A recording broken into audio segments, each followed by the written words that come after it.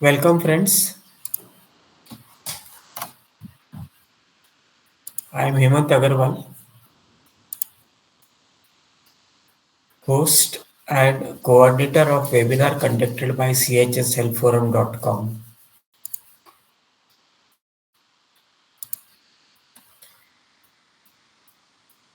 This website is specifically relating to various issues that can be experienced in societies and will benefit all society members. The website has very simple language articles, various draft of applications, over 100 videos, and more shall be added as and when time permits. This knowledge and experience sharing webinar is conducted in very simple, ordinary, non-technical and non-legal language and can be easily understood by all our friends.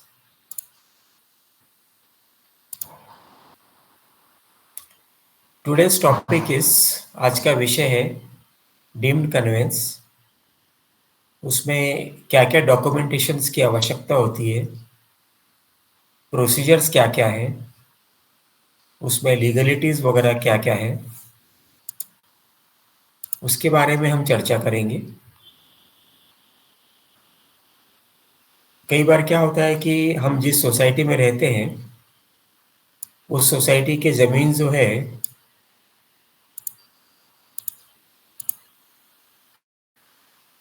वो developer या तो landlord के नाम पे बनी रहती है। बाद में सोसाइटी को ध्यान में आता है कि अभी डीम्ड कन्वेंस का प्रोसीजर निकला हुआ है, 2019 में नया सरकारी डायरेक्टिव्स निकला हुआ है, इंस्ट्रक्शंस निकला हुआ है कि आप ऐसे ऐसे कर सकते हो, ये 7-8 डॉक्यूमेंट्स है, उसको देना है आपके डिस्ट्रिक्ट रजिस्ट्रार को और फिर वो डीम्ड कन्वेंस का प्रोसीजर करने के बाद में डीम्ड कन्वेंस का ऑर्डर निकाल देते हैं। कई प्रकार की सोसाइटीज होती है, सिडको की सोसाइटी है, म्हाडा सोसाइटीज है, बीएमसी के सोसाइटीज है, कलेक्टर लैंड के ऊपर सोसाइटीज है। तो ये सब सोसाइटीज में कैसे डीम्ड कन्वेंस का ऑर्डर निकल सकता है उसके बारे में हम लोग आज चर्चा करेंगे और इन सब के चर्चा का डिटेल्स वगैरह जो है हमारे माननीय एडवोकेट साहब हैं, मिस्टर कल्याणी, मिस्टर चिन्मय कल्याणी, वो इस संदर्भ में सारी जानकारी आपको देंगे। जब वो लेक्चर दे रहे हैं तो कोई डिस्टर्ब ना करें उनको और उनके लेक्चर के बाद में हम प्रश्न उत्तर का सिलसिला जारी रखेंगे। So now I invite Advocate Kalyani sir to start his lecture and उनका नॉलेज हमारे दोस्तों के साथ में वो शेयर करें। You are welcome, Kalyani sir. Please go ahead and start your lecture, sir. Thank you, sir.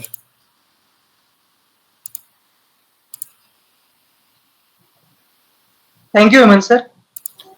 तो हेमंत सर ने जैसे इंट्रोडक्शन कराया, I am advocate Chinmay Kalyani. तो आज का जो टॉपिक है वो है deemed conveyance, documentations, procedures and legalities. तो आज का जो टॉपिक है वो डीम्ड कन्वेंस के बारे में है। जैसे हेमंत सर ने अभी इंट्रोडक्शन में बताया कि डीम्ड कन्वेंस करने के लिए कौन से डॉक्यूमेंट जरूरी है, उसकी क्या प्रोसीजर रहती है और उसमें कौन सी लीगैलिटीज इन्वॉल्व रहती है। तो सबसे पहले हम स्टार्ट करते हैं कि डीम्ड कन्वेंस क्या होता है। तो डीम्ड कन्वेंस ये मेरे हिसाब से सेकंड स्टेज है। उससे पहले कन्वेंस क्या होता है ये हम शॉर्टली समझ लेते हैं। तो जब भी हम कोई भी फ्लैट परचेस करते हैं, तो जब हम फ्लैट परचेस करते हैं वो जो हवा में जो एक फ्लैट होता है, बस वो हम खरीदते नहीं है। वो जो लैंड है, जो जिस लैंड पे वो बिल्डिंग बना है, तो उस लैंड में भी हम सभी लोगों का इंटरेस्ट क्रिएट हो जाता है। अब वो इंटरेस्ट, वो लैंड के ऊपर की जो ओनरशिप है, वो सारे फ्लैट होल्डर्स को मिलनी चाहिए। तो वो कैसे मिलती है? तो उन सारे फ्लैट होल्डर्स की एक सोसाइटी बनती है और सोसाइटी, ये जो एंटिटी है, इस एंटिटी को वो लैंड की ओनरशिप ट्रांसफर की जाती है। इस प्रोसेस को कहते हैं कन्वेंस। अब कन्वेंस कैसे होता है? तो एक बार बिल्डर ने फ्लैट बेच दिए, 51% फ्लैट बेचने के बाद बिल्डर ने एक कोऑपरेटिव हाउसिंग सोसाइटी फॉर्म करनी होती है। एक बार वो सोसाइटी फॉर्म हो गई, तो विदिन 4 मंथ्स बिल्डर ने कन्वेंस डीड रजिस्टर करवाना होता है। तो जैसे हम लोग अपना फ्लैट खरीदने के लिए सब रजिस्टर ऑफिस में जाके डॉक्यूमेंट रजिस्टर करते हैं, उसी तरह से अपना कन्वेंस डीड रजिस्टर होता है। तो एक साइड में पार्टी होती है बिल्डर, दूसरे साइड में होते हैं कन्फर्मिंग पार्टी, अगर लैंड ओनर्स होंगे तो लैंड ओनर्स, और तीसरी पार्टी होती है अपनी कोऑपरेटिव हाउसिंग सोसाइटी, जो उनके ऑथराइज्ड सिग्नेटरीज के थ्रू अपना कन्वेंस डीड रजिस्टर कराती है। अब बहुत सारे ऑकेजन्स में बिल्डर कन्वेंस डीड नहीं रजिस्टर नहीं करवा के देता है। बिल्डर ने सोसाइटी फॉर्म करना, कन्वेंस डीड रजिस्टर करना, ये बिल्डर की रिस्पॉन्सिबिलिटी होती है। तो ये सारी चीज़ें जो अपना मोफा एक्ट है 1963 का, उसके अंडर ये दी गई है। तो सोसाइटी रजिस्टर करना सेक्शन 10 में और कन्वेंस करवा के देना ये सेक्शन 11 में मेंशन है। तो जबकि बिल्डर कन्वेंस डीड को रजिस्टर नहीं करवा के देता है, तो क्या करना है? तो ये चीज़ भी मोफा के सेक्शन 11 में एक्सप्लेन की गई है। तो मोफा का सेक्शन 11 ये बोलता है कि बिल्डर ने अगर कन्वेंस रजिस्टर नहीं करवा दिया, तो एक डिस्ट्रिक्ट डेप्यूटी रजिस्ट्रार नाम की एक अथॉरिटी है जिसका अपॉइंटमेंट किया जाता है। वहाँ पे सोसाइटी ने एप्लीकेशन करना चाहिए कन्वेंस के लिए, और फिर वहाँ से जो प्रोसेस होगा, जो ऑर्डर आएगा कन्वेंस रजिस्टर करने का, उसको बोलते हैं डीम्ड कन्वेंस। तो जैसे मैंने पहले बताया कि कन्वेंस में एक साइड में बिल्डर होता है, दूसरी साइड में सोसाइटी होती है। तो डीम्ड कन्वेंस में एक साइड में सोसाइटी तो होती है, लेकिन दूसरे साइड पे बिल्डर के instead of the builder DDR जो है, वो आपके कन्वेंस डीड पे सिग्नेचर करता है। तो शॉर्टली इस प्रोसेस को कहते हैं डीम्ड कन्वेंस। अब हम धीरे-धीरे इसके डॉक्यूमेंटेशंस, जो भी प्रोसीजर है वो, और उसके लीगैलिटीज़ क्या-क्या होते हैं, उसके इम्प्लीकेशंस क्या होते हैं, इसके बारे में हम लोग डिस्कस करते हैं। तो सबसे पहले जो डॉक्यूमेंटेशन का पार्ट है, तो कौन से डॉक्यूमेंट्स नेसेसरी है। अब तो ये डॉक्यूमेंट्स कहाँ दिए गए हैं? तो जो मोफा एक्ट है वहाँ पे डॉक्यूमेंट की लिस्ट दी गई है। उसके बाद 2018 में एक महाराष्ट्र गवर्नमेंट का एक गवर्नमेंट रिज़ॉल्यूशन आया था, जीआर आया था। वहाँ पे डीम्ड कन्वेंस के लिए जो डॉक्यूमेंट्स की लिस्ट रिक्वायर्ड है, तो वो लिस्ट भी दी गई है। अब 2018 का जो जीआर है, उसमें वो एक्चुअली लाया इसलिए गया था कि डीम्ड कन्वेंस, ये जो सोसाइटी का हक है, उनके फ्लैट होल्डर्स का जो हक है, उसमें बहुत सारी प्रॉब्लम्स आ रही थी। तो बहुत सारा डॉक्यूमेंटेशन की वजह से सोसाइटी डीम्ड कन्वेंस का ऑर्डर नहीं ले पा रही थी। तो उसमें बहुत सारा ईज़ दिया गया है, बहुत सारे रिलैक्सेशंस दिए गए सोसाइटी को, जिससे सोसाइटी अपना डीम्ड कन्वेंस बहुत ईज़िली कर पाए।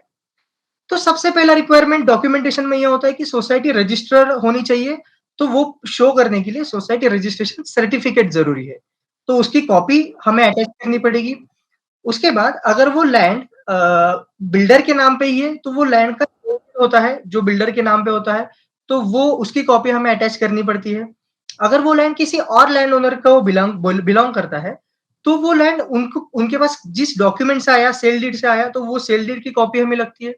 उसके बाद बिल्डर के साथ जो भी डेवलपमेंट एग्रीमेंट और पावर ऑफ अटॉर्नी रजिस्टर्ड होती है, तो उसकी कॉपी हमें डीम्ड कन्वेंस के एप्लीकेशन के लिए ज़रूरी है। उसके साथ-साथ जो फ्लैट होल्डर्स है सोसाइटी में, तो वो सारे फ्लैट होल्डर्स का इंडेक्स 2 नेसेसरी है, उसकी कॉपी नेसेसरी है। तो वो एक इंडेक्स 2 की कॉपी सभी लोगों की हमें लगेगी। उसके साथ-साथ एक कोई भी फ्लैट होल्डर का बिल्डर के साथ किया गया फ्लैट परचेस एग्रीमेंट लगेगा, जिसको हम सेल डीड भी बोलते हैं, तो वो से उसकी एक कॉपी हमें लगेगी। उसके बाद जो लेटेस्ट 712 एक्सट्रैक्ट है, वो हमें लगेगा, क्योंकि अल्टीमेटली जब कन्वेंस डीड रजिस्टर होता है, तो उस रजिस्ट्रेशन वो कन डीड रजिस्ट्रेशन के बाद सोसाइटी का नाम जिस भी रेवेन्यू रिकॉर्ड पे इनकॉर्पोरेट होता है, तो whether that can be 712 extract, और वो प्रॉपर्टी कार्ड भी हो सकता है। तो आपके जो एरिया है उसके हिसाब से वो वेरी करेगा। तो वो रेवेन्यू रिकॉर्ड वहाँ पे उसकी कॉपी लगती है। सबसे ज़रूरी बात इसमें ये है कि आपका प्रोजेक्ट का जो सैंक्शन लेआउट है, उसकी कॉपी हमें वहाँ पे लगती है। तो जो हमारे सैंक्शन लेआउट का जो फर्स्ट पार्ट होता है, जिसके ऊपर एरिया स्टेटमेंट दिया गया होता है, तो वो एरिया स्टेटमेंट मेंशन की गई सैंक्शन प्लान की कॉपी हमें लगती है। उसके बेसिस पे हमें आर्किटेक्ट से सर्टिफिकेट इश्यू करवा के लेना पड़ता है। तो आर्किटेक्ट का जो सर्टिफिकेट है, उसका भी एक प्रॉपर फॉर्मेट दिया गया है। तो उसी फॉर्मेट में वो आर्किटेक्ट सर्टिफिकेट हमें लगता है। वो आर्किटेक्ट सर्टिफिकेट में सबसे इम्पोर्टेंट चीज़ क्या होती है? तो कितना एरिया सोसाइटी को बिल्डर से ट्रांसफर होना चाहिए, ये चीज़ वहाँ पे बहुत क्लियरली मेंशन रहती है। तो उस आर्किटेक्ट सर्टिफिकेट में आपका बिल्ट अप एरिया रहेगा, उसके साथ-साथ कितना लैंड एरिया आपको कन्वे होना चाहिए। तो ये चीज़ वो आर्किटेक्ट सर्टिफिकेट में मेंशन रहती है, जिसके बेसिस पे डीडीआर जो है वो डीम्ड कन्वेंस की ऑर्डर इश्यू करता है। तो ये सारे जो डॉक्यूमेंट्स हैं, वो ऑलमोस्ट सारे फ्लैट परचेज़र के पास होते हैं। अगर नहीं है तो वो होने चाहिए। अपार्ट फ्रॉम दैट आपकी सोसाइटी ऑफिस में भी ये सारे डॉक्यूमेंट्स होना बहुत ज़रूरी है।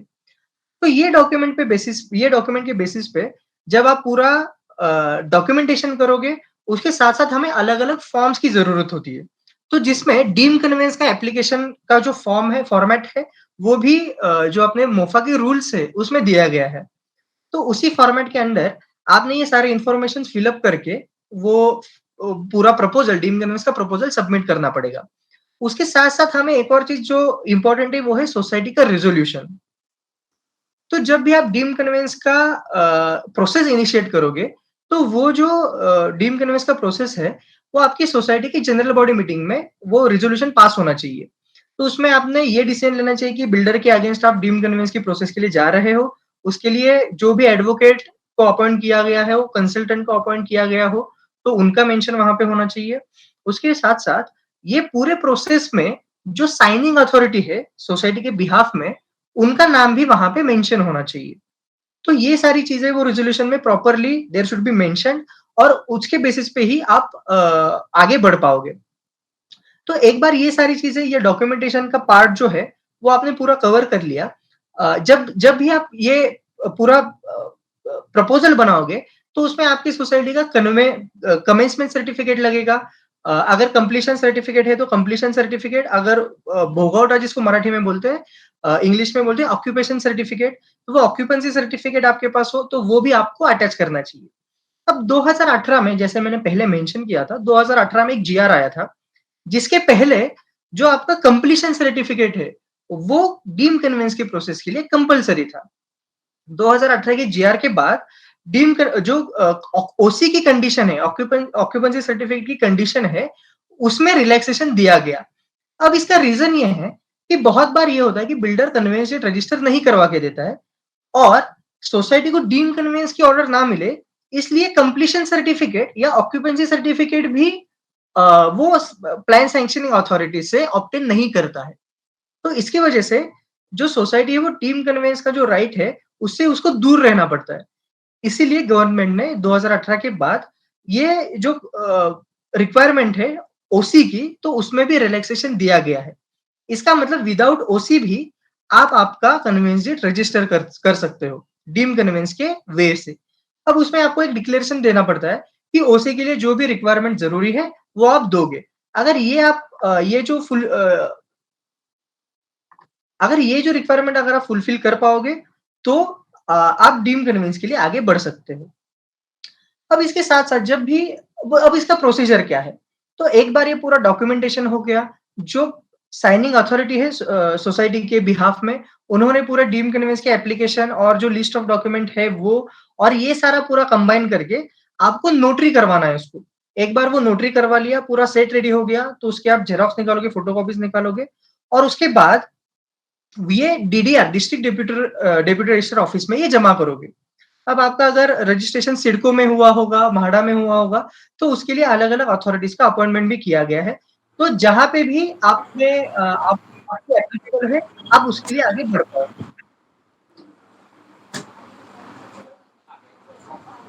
अब एक बार वो आपने प्रपोज़ल डीम कन्वेंस का प्रपोज़ल डीडीआर ऑफिस में या कंसर्न ऑफिस में एक बार फाइल कर दिया, तो उसके बाद जब भी वहाँ पे पूरे स्क्रूटिनी होती है फाइल्स की, तो पूरा फाइलिंग का सिस्टम चेक किया जाता है, जो भी फाइल्स आपने जो भी डॉक्यूमेंट्स वहाँ पे आपने जमा किए गए हैं, तो उसका पूरा स्क्रूटिनी होता है और वो स्क्रूटिनी के बाद आपको बताया जाता है कि एग्ज़ैक्टली कौन से डॉक्यूमेंट्स आपके इसमें कम है। अगर कोई भी ऐसा डॉक्यूमेंट्स है जो डीडीआर ऑफिस को लगता है कि ये वहाँ यहाँ पे नहीं है या सिग्नेचर्स कम है या उसमें कोई भी प्रॉब्लम है, तो डीडीआर ऑफिस से बाकायदा हमें एक लेटर मिलता है, जिसमें जो भी स्क्रूटिनी रिपोर्ट है वो पूरा मिलता है। तो जो भी कमियाँ हैं अपने पूरे एप्लीकेशन में, वो हमें बताई जाती है, हमें उसका कंप्लायंस करना पड़ता है। एक बार स्क्रूटिनी होने के बाद और वो फाइल आगे बढ़ने के बाद बिल्डर्स को और लैंड ओनर्स को नोटिसेस इश्यू होती है। अब जब भी हम डीम्ड कन्वेंस की बात करते हैं, तो हमारे इसमें जो बिल्डर इन्वॉल्व है, वो बिल्डर को, जो लैंड ओनर्स इन्वॉल्वड है, वो लैंड ओनर्स को भी हमें पार्टी बनाना पड़ता है। अगर इसमें सिडको या फिर और भी कोई अलग-अलग प्राधिकरण होते हैं, अगर उनको वो भी इन्वॉल्वड है, तो उनको भी आपको पार्टी बनाना पड़ेगा। तो एक बार इन लोगों को नोटिसेस इश्यू होने के बाद एक बार इनको नोटिसेस इश्यू होने के बाद वहाँ पे हियरिंग होती है। तो फ नोटिस पे ही हमें पता चलता है कि हियरिंग डेट कौन-सी है। तो वो हियरिंग में बिल्डर हो गया या लैंड ओनर्स हो गए, जो भी अपोजिट पार्टी है, वो हियरिंग में अपीयर होते हैं। जो हमारी पूरे डीम्ड कन्वेंस के एप्लीकेशन की जो प्रपोज़ल है, उसकी पूरी कॉपी भी उनको दी गई होती है। उसके बेसिस पे वो अपना रिटर्न से वहाँ पे फाइल करते हैं। एक बार उन्होंने अपना सेव फाइल कर दिया, तो अगर हमें लगता है कि हमें उसके ऊपर कुछ आंसर देने की ज़रूरत है, तो the society can file it's rejoinder.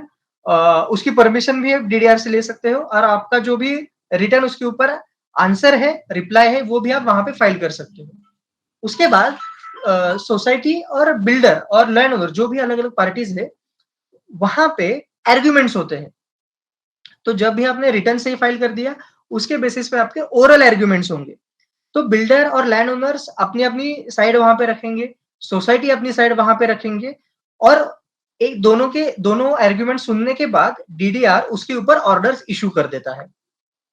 एक बार वो ऑर्डर्स आ गए, उसके बाद अब मोफा में एक बार नोटिस इश्यू कर दी, हियरिंग की नोटिस इश्यू हो गई, तो उसके within 6 months builder has to decide the application.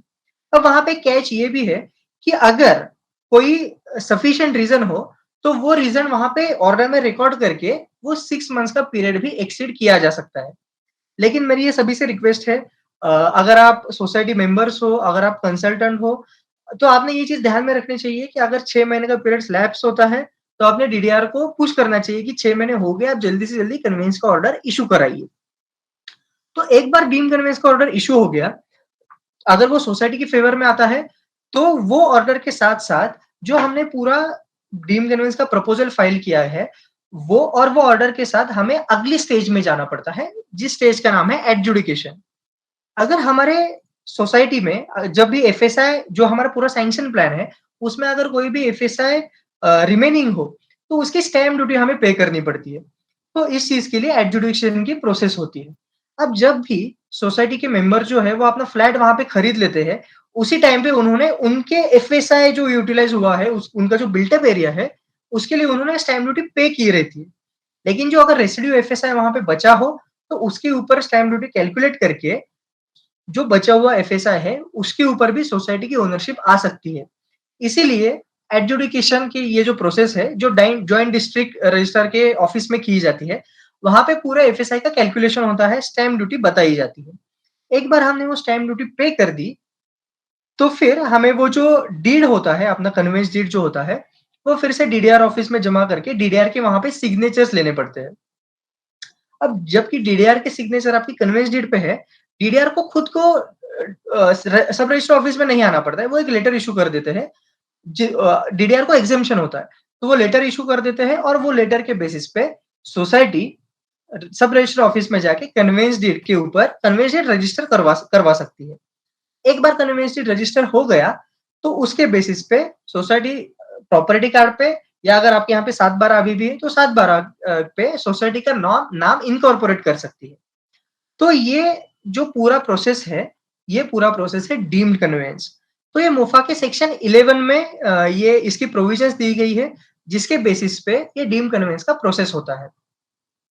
अब मोफा में ये भी चीज़ दी गई है कि अगर बिल्डर 4 महीने के अंदर वो पूरा कन्वेंस डीड का प्रोसेस नहीं करता है, तो बिल्डर के अगेंस्ट एफआईआर भी रजिस्टर हो सकता है, ऑफेंस भी रजिस्टर हो सकता है। तो not registering conveyance deed it is one of the offences under MOFA. तो ये भी एक प्रोसेस है जो आप इनिशिएट कर सकते हो साइड बाय साइड। लेकिन जब तक डीम्ड कन्वेंस की ऑर्डर इश्यू होके आप कन्वेंस डीड रजिस्टर नहीं होता है, तब तक आपकी जो ओनरशिप है, वो पूरी नहीं होती है। तो बस फ्लैट वहाँ पे परचेज़ करके अगर किसी को लगता है कि ओनरशिप मिल गई है, तो वैसा नहीं है। जब तक वो लैंड के ऊपर आपका शेयर नहीं बनता है, तब तक वो ओनरशिप आपकी पूरी नहीं हुई होती है। अब ये तो हो गया डॉक्यूमेंटेशन का और प्रोसीजर वाइज़। अब इसमें लीगैलिटीज़ क्या-क्या है? तो बहुत बार ये क्वेश्चन पूछा जाता है कि जब भी हम डीम्ड कन्वेंस का प्रोसेस चालू कर देंगे, तो बिल्डर वहाँ पे क्या बोल सकता है कि हमें रोक सकता है क्या? वहाँ पे कौन से ऑब्जेक्शंस वहाँ पे प्रेज़ेंट कर सकता है? कौन से लीगैलिटीज़ में हम लोग फँस सकते हैं? तो कुछ ये टॉपिक में जाने से पहले मैं ये बताता हूँ कि बिल्डर क्यों वो कन्वेंस डीड रजिस्टर नहीं करवाना चाहते हैं। तो मोस्ट ऑफ द टाइम्स ये होता है कि आप अपना जो एरिया होता है, जहाँ पे आपकी अपनी सोसाइटी सिचुएटेड होती है, तो वहाँ का एफएसआई ये इंक्रीज़ होता रहता है। जैसे-जैसे टाइम गुज़रता चला जाता है, वैसे-वैसे गवर्नमेंट की पॉलिसीज़ बदलती है और उसके हिसाब से अपने एरिया का एफएसआई वहाँ पे इंक्रीज़ होता है। अब लीगल प्रोविज़न मोफा सेक्शन 7 में और रेरा के सेक्शन 14 सबसेक्शन 2 में ये चीज़ बहुत क्लियरली दी गई है कि एक बार बिल्डर ने फ्लैट बेच दिए, तो उसके बाद उसके ऊपर कोई भी रिविज़न करने से पहले बिल्डर ने सारे फ्लैट होल्डर्स की इन्फॉर्म्ड कंसेंट लेना ज़रूरी है। लेकिन ये जो प्रोविज़न है, वो बहुत टाइम पे हमें लगता है कि ये बस ऑन पेपर ही है।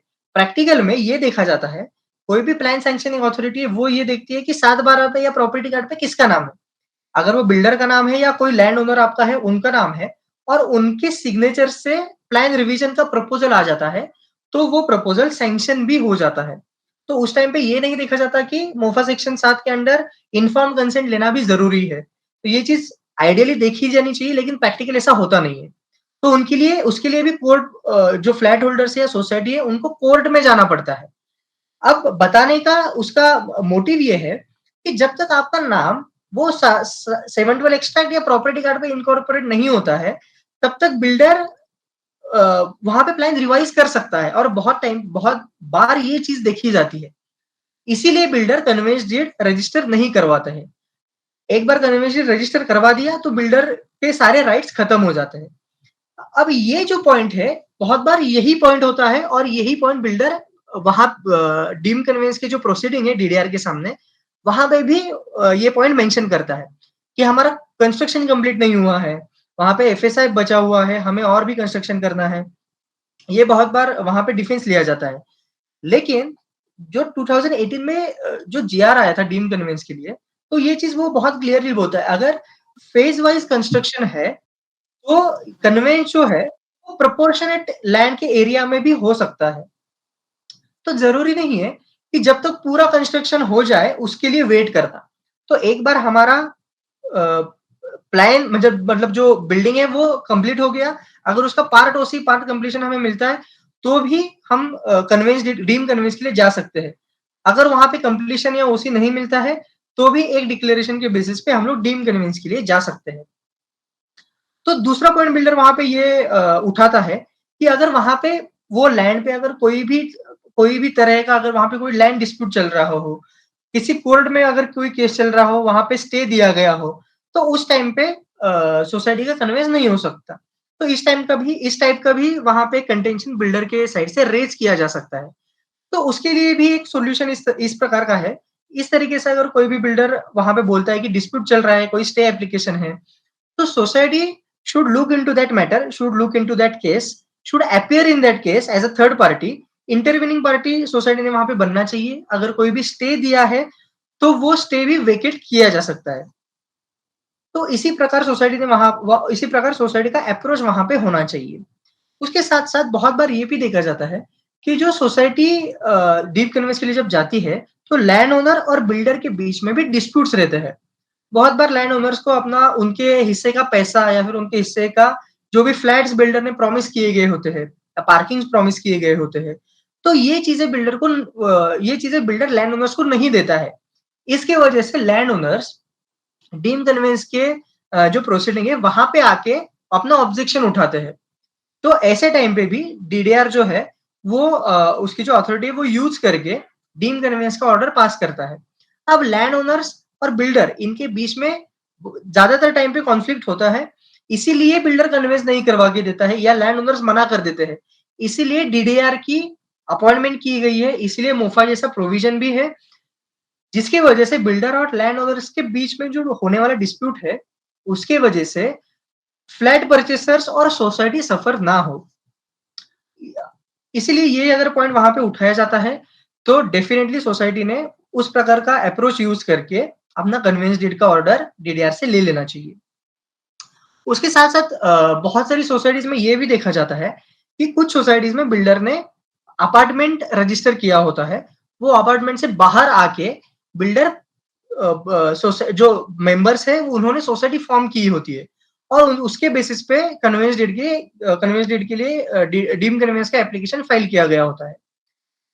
तो ऐसे टाइम पे भी जो बिल्डर है वो ये वहाँ पे पॉइंट रेज़ कर सकता है कि वहाँ पे तो अपार्टमेंट था, हमने कन्वेंस ऑलरेडी किया हुआ था और इस सोसाइटी का कन्वेंस नहीं हो सकता है। तो ये जो बात है अलग-अलग हाई कोर्ट के जजमेंट्स भी है, जिसमें हाई कोर्ट ने ये चीज़ बहुत स्पेसिफिकली मेंशन की है कि उस प्रोजेक्ट पे उस जो कंस्ट्रक्शन प्रोजेक्ट है, वहाँ पे सोसाइटी होनी चाहिए या अपार्टमेंट होना चाहिए या कंपनी होनी चाहिए।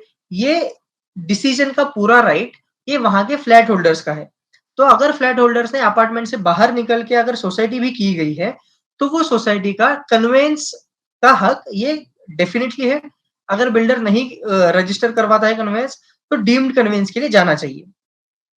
अब जो अलग-अलग प्राधिकरण या फिर सिडको जैसी जो सोसाइटीज़ होती है, उसमें कन्वेंस किस तरीके से होता है?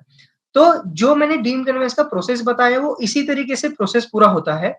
लेकिन इसमें जो अपोज़िट पार्टी होती है, वो लैंड ओनर और बिल्डर के साथ-साथ वो पर्टिकुलर जो अथॉरिटी होती है उसको भी आपको पार्टी बनाना पड़ता है। जैसे मुंबई में सिडको हो गया, पुणे में प्राधिकरण होते हैं अलग-अलग। तो उस उनको भी वहाँ पे पार्टी किया करना ज़रूरी होता है। अब एक बार वो ऑर्डर आने के बाद हमें वहाँ से भी एक सिग्नेचर लगती है, वो ट्राई पार्टी एग्रीमेंट होता है, जहाँ पे लैंड ओनर्स अ, बिल्डर, सोसाइटी और जो भी कंसर्न अथॉरिटी है, उनका भी सिग्नेचर ज़रूरी होता है। तो उस तरीके का ट्रांसफर तभी हो पाता है, जब ये सारी चीज़ें फुलफिल की गई हो। अब बहुत बार कोई अथॉरिटी का अगर कुछ पेमेंट वगैरह करना बाकी होता है, तो वो चीज़ भी वहाँ पे प्रॉब्लमैटिक हो सकती है। तो ऐसे टाइम पे बिल्डर को भी इन्वॉल्व करके क्योंकि ये बिल्डर की और फ्लैट परचेज़र्स, लैंडलॉर्ड सभी की रिस्पॉन्सिबिलिटी है, अब उस तरीके से अप्रोच करना बहुत ज़रूरी होता है। तो जब भी डीम्ड कन्वेंस का ऑर्डर आता है, बहुत बार हमने ये भी देखा है कि डीम्ड कन्वेंस का ऑर्डर आने के बाद सोसाइटीज़ को लगता है हमारा काम पूरा हो गया और हमें कन्वेंस मिल गया। तो इस तरीके से ये अप्रोच भी बहुत गलत है। टीम कन्वेंस का ऑर्डर होना ये फर्स्ट स्टेज है। उसके बाद और 2 स्टेजेस है, दूसरी है एडजुडिकेशन जो मैंने एक्सप्लेन की और उसके बाद वो जो डीड है उसका रजिस्ट्रेशन करवाना। अब मोफ़ा में एक और बहुत इंटरेस्टिंग चीज़ है, वो बहुत लोग काफ़ी लोगों को नहीं पता होती है। तो मोफ़ा की जो अलग-अलग स्टेप्स दी गई है, उसमें ये चीज़ भी दी गई है, जब भी सब रजिस्टर ऑफ़िस में आपका डीम्ड कन्वेंस का दस्त जो डीड है वो रजिस्ट्रेशन के लिए हम लोग जाते हैं, तब सब रजिस्ट्रार ने भी बिल्डर को फिर से नोटिस इश्यू करना ज़रूरी होता है। बहुत लोगों की नहीं पता है, मोफ़ा में ये चीज़ बहुत मेंशन की गई है। तो हाई कोर्ट का मैंने एक जजमेंट पढ़ा था जिसमें ये इस चीज़ की वजह से बॉम्बे हाई कोर्ट ने डीम्ड कन्वेंस का जो पूरा ऑर्डर था और डीम्ड कन्वेंस का जो डीड रजिस्टर किया गया था, उसको सेट असाइड कर दिया। क्योंकि वो जो प्री-रिक्विज़िट है वो फुलफिल नहीं किया गया था। तो ये इन चीज़ों का ध्यान भी देना ज़रूरी होता है, बहुत सारी छोटी-छोटी चीज़ें होती हैं वो सभी लोगों को नहीं पता होती है। उसके बाद एक बार डीम्ड अपना कन्वेंशन रजिस्टर होने के बाद जब हम रेवेन्यू रिकॉर्ड पे अपना नाम सोसाइटी का नाम इनकॉर्पोरेट करने जाते हैं, तो वो भी एक बहुत इम्पोर्टेंट स्टेज है, जो बहुत बार ऐसा होता है कि वो मिस हो जाता है। तो सोसाइटी का नाम तो इसीलिए जो वहाँ का एप्लीकेशन को अटैच करके आपने जो कन्वेंस डीड है, वो अटैच करके हमने वो फॉर्म कंसर्न अथॉरिटी में जमा करना बहुत ज़रूरी होता है। अब 7/12 के भी जब नाम आता है तो एक प्रोसीजर है जहाँ पे कोई भी एप्लीकेशन आता है, तो 15 दिन के लिए एक नोटिस इश्यू करना पड़ता है। लेकिन डीम्ड कन्वेंस में एक ऐसी प्रोविज़न है, जिसके बेसिस पे वो जो नोटिस इश्यू करना होता है लैंड ओनर्स को, जो जिनका नाम 7/12 पे है, वो नोटिस इश्यू करना एग्जम्पशन है। वो उस एग्जम्पशन का अगर आप यूज करोगे तो फिर से नोटिस इश्यू करना जरूरी नहीं होता है। उसका बेसिस ये है कि डीम्ड कन्वेंस में जो 7/12 पे जिनके नाम होते हैं, उनको भी पार्टी किया गया होता है। उनका भी हियरिंग में उनको भी they were given the chance of being heard. तो इसलिए फिर से नोटिस इश्यू कराने की उनको जरूरत नहीं है। तो ये चीज भी वहां पे देखी जाती है। तो ओवरऑल जब भी आप डीम्ड कन्वेंस के लिए जाते हो, तो आपको जो आप एप्लीकेशन बनाते हो, वो it is the most important step. क्योंकि अगर उसमें कुछ गलतियां हुई, वो एप्लीकेशन में अगर सर्वे नंबर गलत हो गया, बिल्डर्स का नाम या लैंड ओनर्स का नाम गलत हो गया, या फिर मिस हो गया, ऐसी चीजों में एक बार ऑर्डर इशू होने के बाद अगर कोई भी चेंज हमें ऑर्डर में कराना पड़ता है, तो उसके लिए एक प्रोसेस होता है जिसको मराठी में बोलते हैं शुद्धि पत्र, इंग्लिश में बोलते हैं कोरिजेंडम। तो उसका एक अलग से एप्लीकेशन वहां पे डीडीआर ऑफिस में फाइल करना पड़ता है। अगर उसमें ऐसी कुछ गलती आपके ऑर्डर में या डीड में हुई है, तो आपने वो प्रोसेस का इस्तेमाल करके वहां से आपकी जो भी ऑर्डर में गलती है, उसका करेक्शन करवा के लेना जरूरी होता है। अब इसमें टाइम बहुत वेस्ट होता है, क्योंकि जो प्रोसेस डीम कन्वेंस को की गई है कि जो भी पार्टी से उनको नोटिसेस भेजना, उनका हियरिंग होना, यही प्रोसेस दोबारा वहां पे शुद्धि पत्रक के एप्लीकेशन में, कोरिजेंडम के एप्लीकेशन में की जाती है। इसीलिए टाइम बचाने के लिए जब भी आप डीम कन्वेंस का एप्लीकेशन फाइल करोगे, उसके साथ-साथ पूरा डॉक्यूमेंटेशन करोगे, पूरा प्रपोज़ल बनाओगे, उस टाइम पे आपने ये देखना बहुत ज़रूरी है कि उसमें गलती ना की गई हो। जो कॉमन मिस्टेक होती है, अभी जिस हिसाब से हमारा गवर्नमेंट का पूरा सिस्टम चलता है, उसके हिसाब से अपने जो 712 एक्सट्रैक्ट है, 7/12 है, वो बंद होके प्रॉपर्टी कार्ड बनने की प्रोसेस भी काफ़ी जगह पे चालू है। या फिर जो प्रॉपर्टी कार्ड बना है, उसमें भी कुछ चेंजेस होते हैं। बहुत बार उसके लिए भी कुछ डिस्प्यूट चल रहा होता है। तो ऐसे टाइम पे जो अपना लेटेस्ट 712 एक्सट्रैक्ट है या लेटेस्ट प्रॉपर्टी कार्ड है, उनका मेंशन भी वहाँ पे ज़रूरी है। अब जब हमें डीम्ड कन्वेंस की ऑर्डर मिलती है, एडजुडिकेशन की भी ऑर्डर मिलती है, उसके बाद हम जब डीम्ड कन्वेंस के रजिस्ट्रेशन के लिए जाते हैं, तो अभी रिसेंटली 1 साल पहले ऑलमोस्ट एक प्रोसेस नया चालू किया है। जब भी हम डीड रजिस्ट्रेशन की डेटा एंट्री करते हैं, तब वहाँ पे जो एंट्री होती है वो म्यूटेशन एंट्री होती है, ई-म्यूटेशन एंट्री बोलते हैं उसको। तो जब हम लोग अपना डीड रजिस्ट्रेशन के लिए जाते हैं, तो रजिस्ट्रेशन के पहले ही जब डेटा एंट्री होती है, उसी टाइम पे जो भी प्रॉपर्टी कार्ड है या फिर जो भी से 712 एक्सट्रैक्ट है, वहाँ पे ऑटोमैटिकली सोसाइटी का नाम वो पर्टिकुलर एरिया एरिया के लिए मेंशन करना वहाँ वहीं पे कंपल्सरी किया है। जिसकी वजह से आगे जाके अपना जो आगे का काम है वो बहुत ईज़ी हो जाता है। लेकिन जो अपना एरिया आपने क्लेम किया है वो एरिया से 712 एक्स्ट्रा या प्रॉपर्टी कार्ड के नंबर वहाँ पे जो एरिया मेंशन है वो ये पूरे डॉक्यूमेंट्स एक दूसरे से मैच होने चाहिए। जब भी आप डीडीआर के पास ये ऑर्डर इश्यू डीम कन्वेंस के लिए जाओगे, तो वहाँ पे ये सारे डॉक्यूमेंट्स की स्क्रूटिनी भी होती है। तो आपने ये चीज़ बहुत ध्यान देके करनी चाहिए। डीम कन्वेंस कन्वेंस ये एक जो ऐसी प्रोसेस है, अगर आप आपकी सोसाइटी के बायलॉज़ देखोगे, तो उसमें कन्वेंस सोसाइटी का कन्वेंस करना it is one of the first and foremost objective of the formation of the society.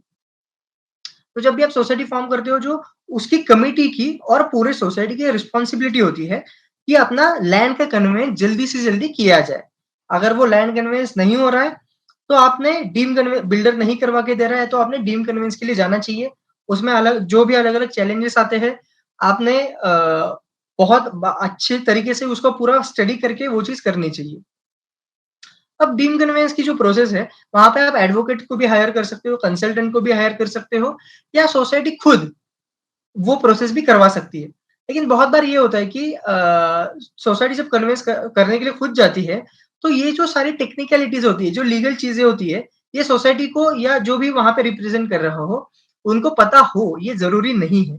तो इसके लिए कोई भी एडवोकेट या वहाँ जो एक्सपीरियंस कंसल्टेंट है, उसके थ्रू आप जाओगे तो वो ज़्यादा सोसाइटी के लिए बेटर होगा। अब एक और चीज़ इसमें इम्पोर्टेंट है कि जो सैंक्शन लेआउट हम लोग फाइल करते हैं, तो वो कौन-सा सैंक्शन लेआउट होना चाहिए। तो जो डीम कन्वेंस की प्रोसेस है, उसके हिसाब से जो सैंक्शन लेआउट है, वो लेटेस्ट सैंक्शन प्लान होना चाहिए। तो बहुत बार ये होता है कि बिल्डर प्लान रिवाइज़ कर देता है। फॉर एग्ज़ाम्पल 2020 में मैंने फ्लैट खरीदा है और सोसाइटी में लगभग 60 फ्लैट्स हैं। बिल्डर ने अगर 2022 में वो फ्लैट प्लान रिवाइज़ करके वहाँ पे और 40 यूनिट्स ऐड कर दिए और वो सोसाइटी 100 यूनिट्स की कर दी, तो अब मेरा कन्वेंस कौन-से पे होगा? पुराने वाले 2020 के प्लान से होगा या 2022 के प्लान से होगा? तो ये बहुत इम्पोर्टेंट चीज़ है। अगर आप 2022 के प्लान से करोगे, तो जो भी नए लोग आए हैं, उनकी वजह से मेरा शेयर जो है, वो और डाइल्यूट हो जाएगा। मेरे सोसाइटी के ऊपर ऑलरेडी एमिनिटीज़ कम रहती है, उसके ऊपर और बोझ चढ़ जाएगा। जो चीज़ें मैंने वहाँ पे देख के ली, जो फ्लैट वहाँ पे खरीदा है, तो ये एक तरीके से मेरे साथ फ्रॉड है। तो इसीलिए बहुत बार ये भी किया जा सकता है कि वो जो सैंक्शन लेआउट है, आप उसको चैलेंज करिए, जो नया सैंक्शन लेआउट है, वहाँ पे अगर कंस्ट्रक्शन नहीं हुआ है, तो उसके ऊपर स्टे का कोशिश करें। अ, और जो पुराना सैंक्शन लेआउट है, ट्राई करिए कि उसके बेसिस पे आप कन्वेंस का ऑर्डर ले लो। लॉ ये बोलता है जो जीआर है, वो ये बोलता है कि जो लेटेस्ट सैंक्शन लेआउट है, उसके बेसिस पे आपका कन्वेंस होगा। लेकिन किसी भी कोर्ट ने उसको स्टे दिया है, तो जो उसके पहले वाला सैंक्शन प्लान होगा, उसके बेसिस पे आपका कन्वेंस होगा। तो जब हम कोई भी फ्लैट खरीदते हैं, तो अपनी लाखों रुपए की कमाई वहाँ पे लगी हुई होती है। जो कॉमन पीपल होते हैं, वो वहाँ पे ईएमआई भर के वहाँ पे फ्लैट में रहते हैं, फ्लैट खरीदते हैं। तो जब जब आपका कन्वेंस का काम पूरा हो जाए, कन्वेंस शीट रजिस्टर हो जाए और 7/12 पे या प्रॉपर्टी कार्ड पे नाम आए, तभी आपकी जो आपने जो इन्वेस्टमेंट किया गया है, आपका जो फ्लैट है, आपकी जो ओनरशिप है, वो तभी सिक्योर हो पाएगी। तो आपने सोसाइटी ने और सारे सारे सोसाइटी के मेंबर्स ने इसके लिए बहुत विजिलेंट और अवेयर रहना चाहिए कि आपकी सोसाइटी का कन्वेंस जल्दी से जल्दी हो और 7/12 पे जल्दी से जल्दी नाम आए। अब हमने बहुत बार ये भी देखा है कि लोन करते टाइम पे बैंक भी पूछती है कि आपका कन्वेंस हुआ है क्या? अलग-अलग टाइप के जो रिक्वायरमेंट्स है वो फुलफिल है क्या? सोसाइटी और कन्वेंस होना बहुत ज़रूरी है। तो जब आपका कन्वेंस पूरा होता है तो आपको क्लियर टाइटल मिल जाता है। तो मेरी ये सभी से आप सभी से रिक्वेस्ट है कि आपने ज़्यादा से ज़्यादा अवेयरनेस भी स्प्रेड करनी चाहिए इसके बारे में और जितना ज़्यादा हो सके उतने ज़्यादा से ज़्यादा सोसाइटीज़ का कन्वेंस रजिस्टर होना चाहिए। मैं हेमंत अग्रवाल सर को रिक्वेस्ट करता हूँ, उनको थैंक यू बोलना चाहता हूँ कि उन्होंने मुझे ये अपॉर्च्युनिटी यहाँ पे दी। आप लोगों से कनेक्ट करने की अपॉर्च्युनिटी दी, क्योंकि जितना अवेयरनेस बढ़ेगा, उतना ही अ, हम लोग ये जो मूवमेंट है वो आगे ले ले जा पाएँगे। अ, जिस तरीके का ये फॉर्मेट है, उसके हिसाब से अगर किसी को क्वेश्चन्स पूछने हैं, तो मैं उनको भी रिक्वेस्ट करता हूँ कि आपके क्वेश्चन्स आप पूछ सकते हो। Hemant sir, over to you. Thank you so much. Thank you, Advocate Kalyani sir. You have explained it very nicely. We will take a 2-minute break for our sponsors, and then we will revert back with our question and answer session. Please bear with us. Till then,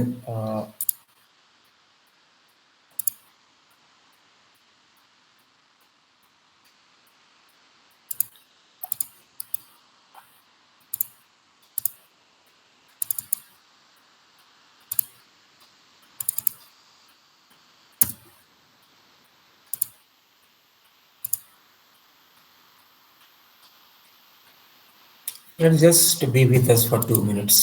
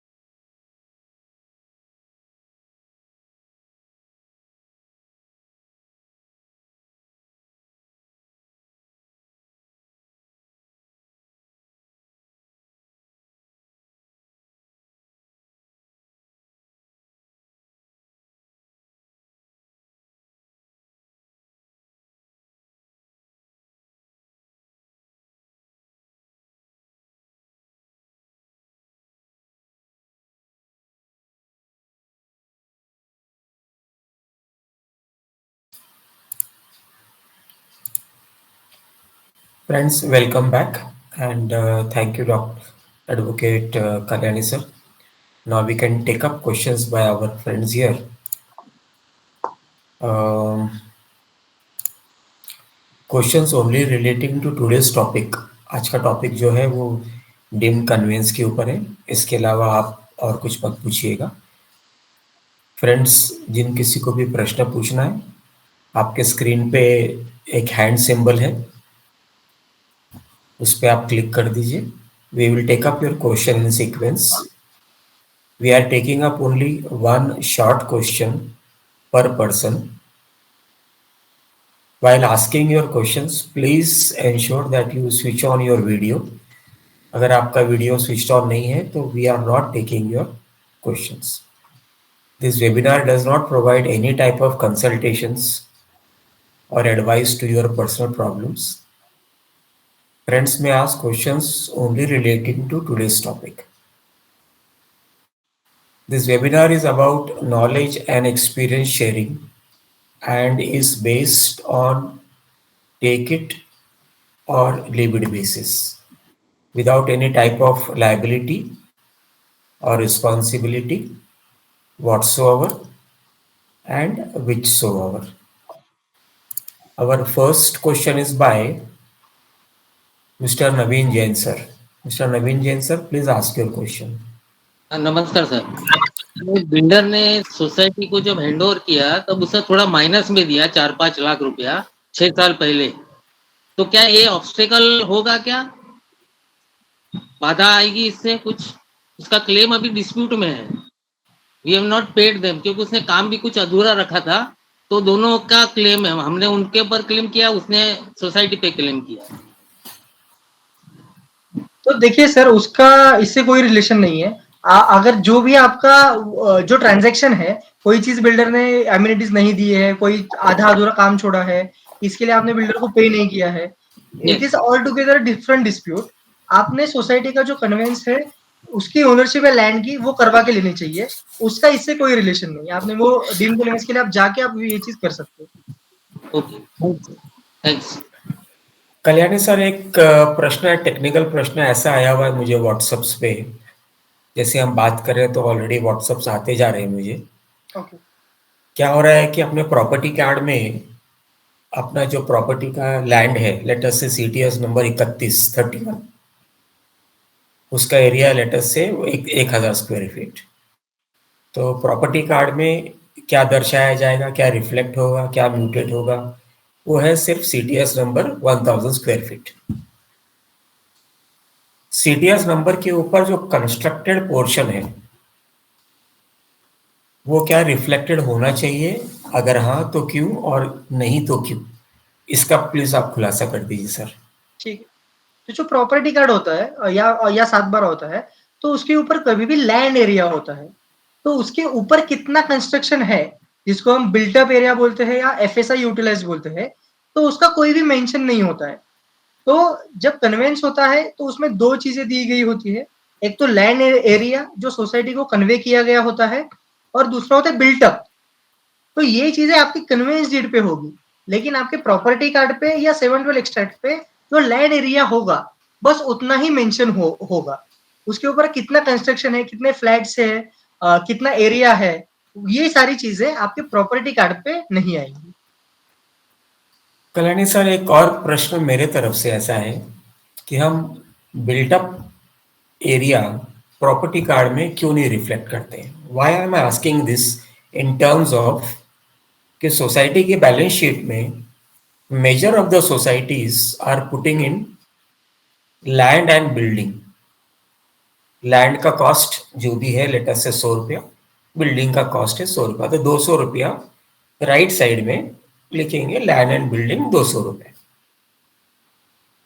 अब building किसकी है? Building society की नहीं है. जैसे अभी tenant partnership society में जो बिल्डिंग है वो सोसाइटी की है, क्योंकि सोसाइटी ने अपने कंट्रीब्यूशन से बनाई हुई है.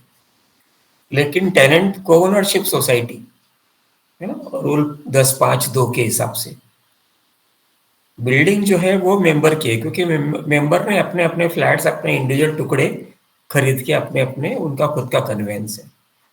तो ये कहाँ तक सही है कि सोसाइटी अपने बैलेंस शीट में टेनेंट को ओनरशिप सोसाइटी में ये लिखती है कि लैंड एंड बिल्डिंग 100 + 100 रुपया? इसका जवाब प्लीज आप दीजिए।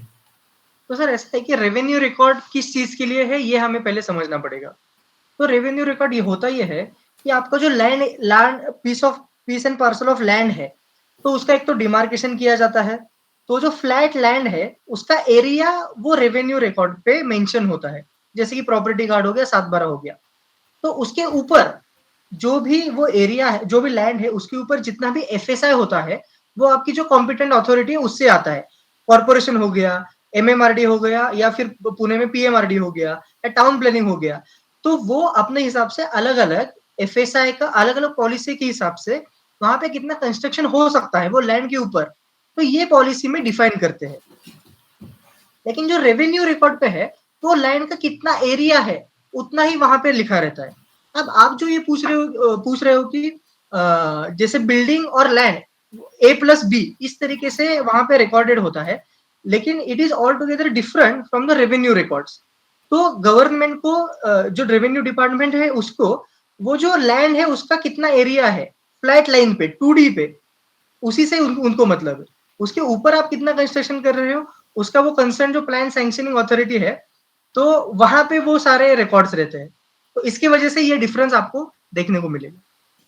तो sir am I right in saying कि सोसाइटी को वहाँ पे 2 एंट्री करनी चाहिए?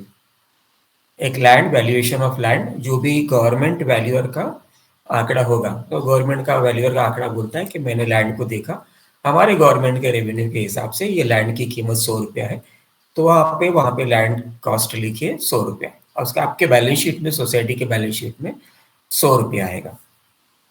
अब next entry cost of building.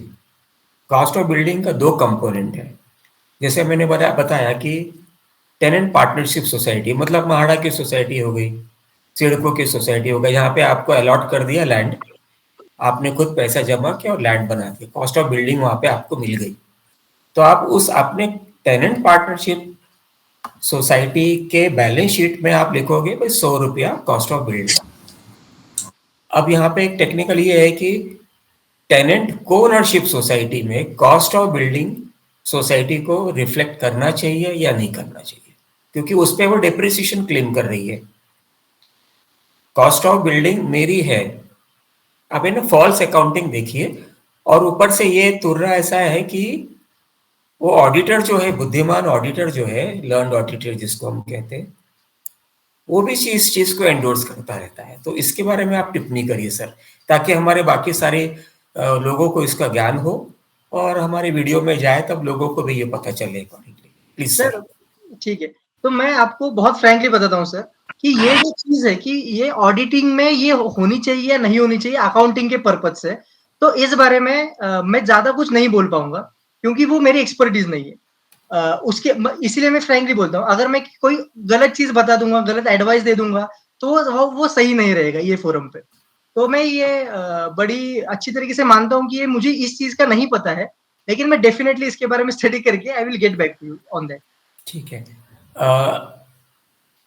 अभी में कोई अपने फोरम में है इस समय वेबिनार में अकाउंटेंट की तरफ से, अकाउंट फील्ड में, जिसको इसके बारे में जानकारी है, तो प्लीज सामने आके खुलासा करिए please. I request anybody who is an accountant who can clarify on this thing. Anybody please. Office होता हाँ छुट्टी होगी। कोई भी ऐसा है? 10:30 पौने 11 आलेला दाखवलं त्याला I think चेंबरवाला बी आला nobody is there. So let us keep it for some other day. Thank you, Dr. Advocate Kalyani sir. We will take up our next question by Mr. Vaibhav. Mr. Vaibhav, please. Sir ji, मैं वैभव बात कर रहा हूँ। पहले sir thank you organiser लोगों को जिन्होंने हमें ये प्लेटफॉर्म दिया कन्वर्जेट के बारे में जानने के लिए, और चिन्मय सर आपको भी थैंक यू जिन्होंने आपने अच्छा नॉलेज दिया सर। मेरा क्वेश्चन ये है कि जब हमारा सोसाइटी का कन्वर्जेट जो हुआ ना, फाइल हुआ तो उस समय अलग कमेटी थी जो हंगामी कमेटी थी। अभी जस्ट 6 महीने पहले इलेक्शन हुई, उसके बाद नई कमेटी आई, उसमें भी चेयरमैन और सेक्रेटरी और खजीनदार है ना वो सेम पर्सन है। तो सम डिस्प्यूट्स की वजह से वो थोड़ा ये हो रहा है कि सोसाइटी डिस्प्यूट्स की वजह से अगर समझो कमेटी अगर बर्खास्त होती है तो इसके उसका कुछ इफेक्ट कन्वेंस डेट पे पड़ेगा क्या? तो देखिए सर, जो आपकी कमेटी, अब हम ये समझते हैं कमेटी बर्खास्त होती है तो क्या होता है, एक बार हाँ। कमेटी बर्खास्त हो गई तो वहां पे या तो एडमिनिस्ट्रेटर की अपॉइंटमेंट होती है या फिर एडमिनिस्ट्रेटिव कमेटी की अपॉइंटमेंट होती है। ओके। लेकिन एडमिनिस्ट्रेटर और एडमिनिस्ट्रेटिव कमेटी, इन दोनों को भी पॉलिसी मेकिंग डिसीजन कोई भी लेना, इसका परमिशन नहीं है। तो डीम कन्वेंस ये जो प्रोसेस है, ये सोसाइटी के लिए बहुत इंपॉर्टेंट है। इसीलिए आपकी सोसाइटी की कमिटी होना और आपकी जनरल बॉडी में ये डिसीजन लेना बहुत जरूरी है। अब आप ये समझ के आप सबसे पहले तो ये ट्राई करिए कि आपकी जो कमिटी है उसमें ऐसा कोई भी डिस्प्यूट ना हो जिसकी वजह से वो बर्खास्त हो। लेकिन वो ऐसा होता है तो जो डीम कन्वेंस का जो प्रोसेस है या कन्वेंस का जो प्रोसेस है, आपको ये समझना चाहिए कि आपके जनरल बॉडी ने ये इनिशिएट किया है। तो जनरल बॉडी को इसके लिए कोई भी डिसीजन लेने के अधिकार है। अब जब भी कन्वेंस के रिलेटेड कोई भी टॉपिक आता है तो आपने जो भी कमिटी है, प्रशासक है, मतलब एडमिनिस्ट्रेटर है या एडमिनिस्ट्रेटिव कमिटी है, उन्होंने खुद से डिसीजन ना लेते हुए एक special general body meeting call करनी चाहिए जिसको एसजीएम बोलते हैं। उसमें ये जो भी उसका कन्वेंस के रिलेटेड जो भी टॉपिक डिस्कस करना है वो डिसीजन लेके जनरल बॉडी खुद ही डीम कन्वेंस का प्रोसीजर आगे बढ़ा सकती है। ओके। अब इसमें जो सिग्नेटरी है, साइनिंग अथॉरिटी है, तो ये डिसाइड करने का राइट भी जनरल बॉडी को ही है। तो एसजीएम में रिजोल्यूशन पास करके उन्होंने करना चाहिए। इसमें आपको ध्यान ये रखना पड़ेगा कि ये प्रोसेस अगर सही तरीके से नहीं किया गया और अगर इसमें फॉल्ट रहे तो बिल्डर इसका यूज करके या फिर अपोजिट पार्टी जो भी है, लैंड ओनर्स, बिल्डर्स, तो इसका यूज करके आपके डीम कन्वेंस का जो पूरा प्रपोजल है वो भी रिजेक्ट करवा सकती है। तो हमें बहुत कॉशियसली ये चीज करनी चाहिए। ज्यादातर हो सके तो जो आपकी कमिटी है वही इसको आगे बढ़ाए तो वो ज्यादा बेटर रहेगा। लेकिन सर वो कमेटी अभी जो फॉर्म हुई है उनका सिग्नेचर नहीं है, पहले जो 3 जो मेंबर थे ना उनका ही नाम जो है ना वहां पे है, और उसमें से 2 मेंबर तो रेडी है, बोल रहे कि जब भी कन्वेंस डेट होगा तो हम लोग सही करने के लिए हम लोग जाएंगे, तीनों मेंबर। तो मेरे हिसाब से तो वो कन्वेंस डेट जो होगा उसमें कुछ इफेक्ट नहीं गिरना चाहिए, ऐसा मेरे हिसाब से। तो आप जरा बताओ कोई ठीक है या बराबर है? नहीं, कैसा है, आपकी अगर नई कमेटी आई है, भले ही हाँ। सिग्नेटरीज वही है, लेकिन नई कमेटी अगर फिर से आई है तो सेफ साइड आपने जनरल बॉडी मीटिंग में फिर से वो रेजोल्यूशन पास करके आगे बढ़ना चाहिए। ओके। जिस तरीके से कोई भी लूप होल ना छूटे और ओके। आपकी सोसाइटी सफर ना हो। Okay sir. Okay. Our next question is by Mr. Sandhu Kuldeep Singh, sir. नमस्कार Kalyani ji, thank you very much for the information. एक छोटा सा सवाल था कि डीम कन्वेंस तभी आई क्योंकि बिल्डर ने कन्वेंस नहीं करवाई या वो builder was not available for some reason. तो अभी जब आप डीम कन्वेंस करवाते हो उसके बाद में अगर आपका सारा प्रोसेस हो जाता है और कल को अगर मान लो कि आपको रीडेवलपमेंट करनी है तो उसमें आप रीडेवलपमेंट के लिए एप्लीकेशन डालोगे टाउन प्लानिंग अथॉरिटी को, और वो टाउन प्लानिंग अथॉरिटी फिर उसमें सैंक्शन देगा कि भाई आपको वही 1 FSI या 1.5 FSI जो भी उस टाइम पे होगा कि आप वो रीडेवलपमेंट कर सकते हो उसके हिसाब से। लेकिन क्या डेवलपमेंट अथॉरिटी आपको कोई अड़चन डाल सकती है कि भी आपने कन्वेंस क्यों नहीं कराई, प्रॉपर कन्वेंस क्यों नहीं कराई, आपने डीम कन्वेंस क्यों कराई है? तो इसका क्या जवाब है आपका? तो सर देखिए, जब भी कन्वेंस या डीम कन्वेंस होता है तो उसका अल्टीमेट जो थिंग है वो है कन्वेंस डीड रजिस्टर होना। तो भले ही आपका कन्वेंस हो या डीम कन्वेंस हो, तो अल्टीमेटली तो वो आपका कन्वेंस डीड रजिस्टर होके वो जो लैंड की ओनरशिप है वो सोसाइटी को ट्रांसफर की जाती है। तो आप ये समझ के चलिए कि डीम कन्वेंस और कन्वेंस में लीगली कोई डिफरेंस नहीं है। कन्वेंस में बिल्डर आके आपको रजिस्टर करवा के देता है, लेकिन in the absence of the builder for whatsoever reasons, अगर वो अवेलेबल नहीं है तो डीडीआर आपको आपका कन्वेंस करवा के देगा। तो अल्टीमेट जो आपका जो एम होता है कन्वेंस रजिस्टर होके लैंड की ओनरशिप सोसाइटी को आना, यही होता है। तो कोई भी अथॉरिटी आपको ये नहीं बोल सकती कि आपने प्रॉपर कन्वेंस क्यों नहीं करा है। वो जो डॉक्यूमेंट आपका बनेगा उसमें कोई डिफरेंस नहीं होगा, whether that is signed by the builder और by you have signed it by way of deemed conveyance. Redevelopment में आपको कोई भी किसी भी टाइप का प्रॉब्लम नहीं आ सकता है। मैं आपको एक लिंक्ड क्वेश्चन इसमें ये है कि अगर मान लो कि CIDCO is the development authority, ठीक है सर, आपने कुछ अतिक्रमण करे हुए हैं सोसाइटी में, और जब आपने एप्लीकेशन डाली सिडको में तो सिडको ने बोला कि भाई हाँ आपके ऊपर एमआरटीपी नोटिस अभी लागू है, तो आप वो एमआरटीपी नोटिस को पहले कंप्लाई करो, उसके बाद में हम कन्वेंस करेंगे। अभी अगर सोसाइटी बाईपास करना चाहती है सिडको को, तो वो सोसाइटी क्या करेगी, सोसाइटी में गो फॉर डीम कन्वेंस, और डीम कन्वेंस में डीडीआर या जेटीआर जो है वो ये नहीं पूछता है कि भाई आपके ऊपर एमआरटीपी नोटिस है कि नहीं है। तो आपने सब कुछ करवा लिया, डीम कन्वेंस भी करवा लिया, आपने सारा प्रोसीजर कंप्लीट करवा लिया, तो इसका मतलब आपके हिसाब से convince is complete.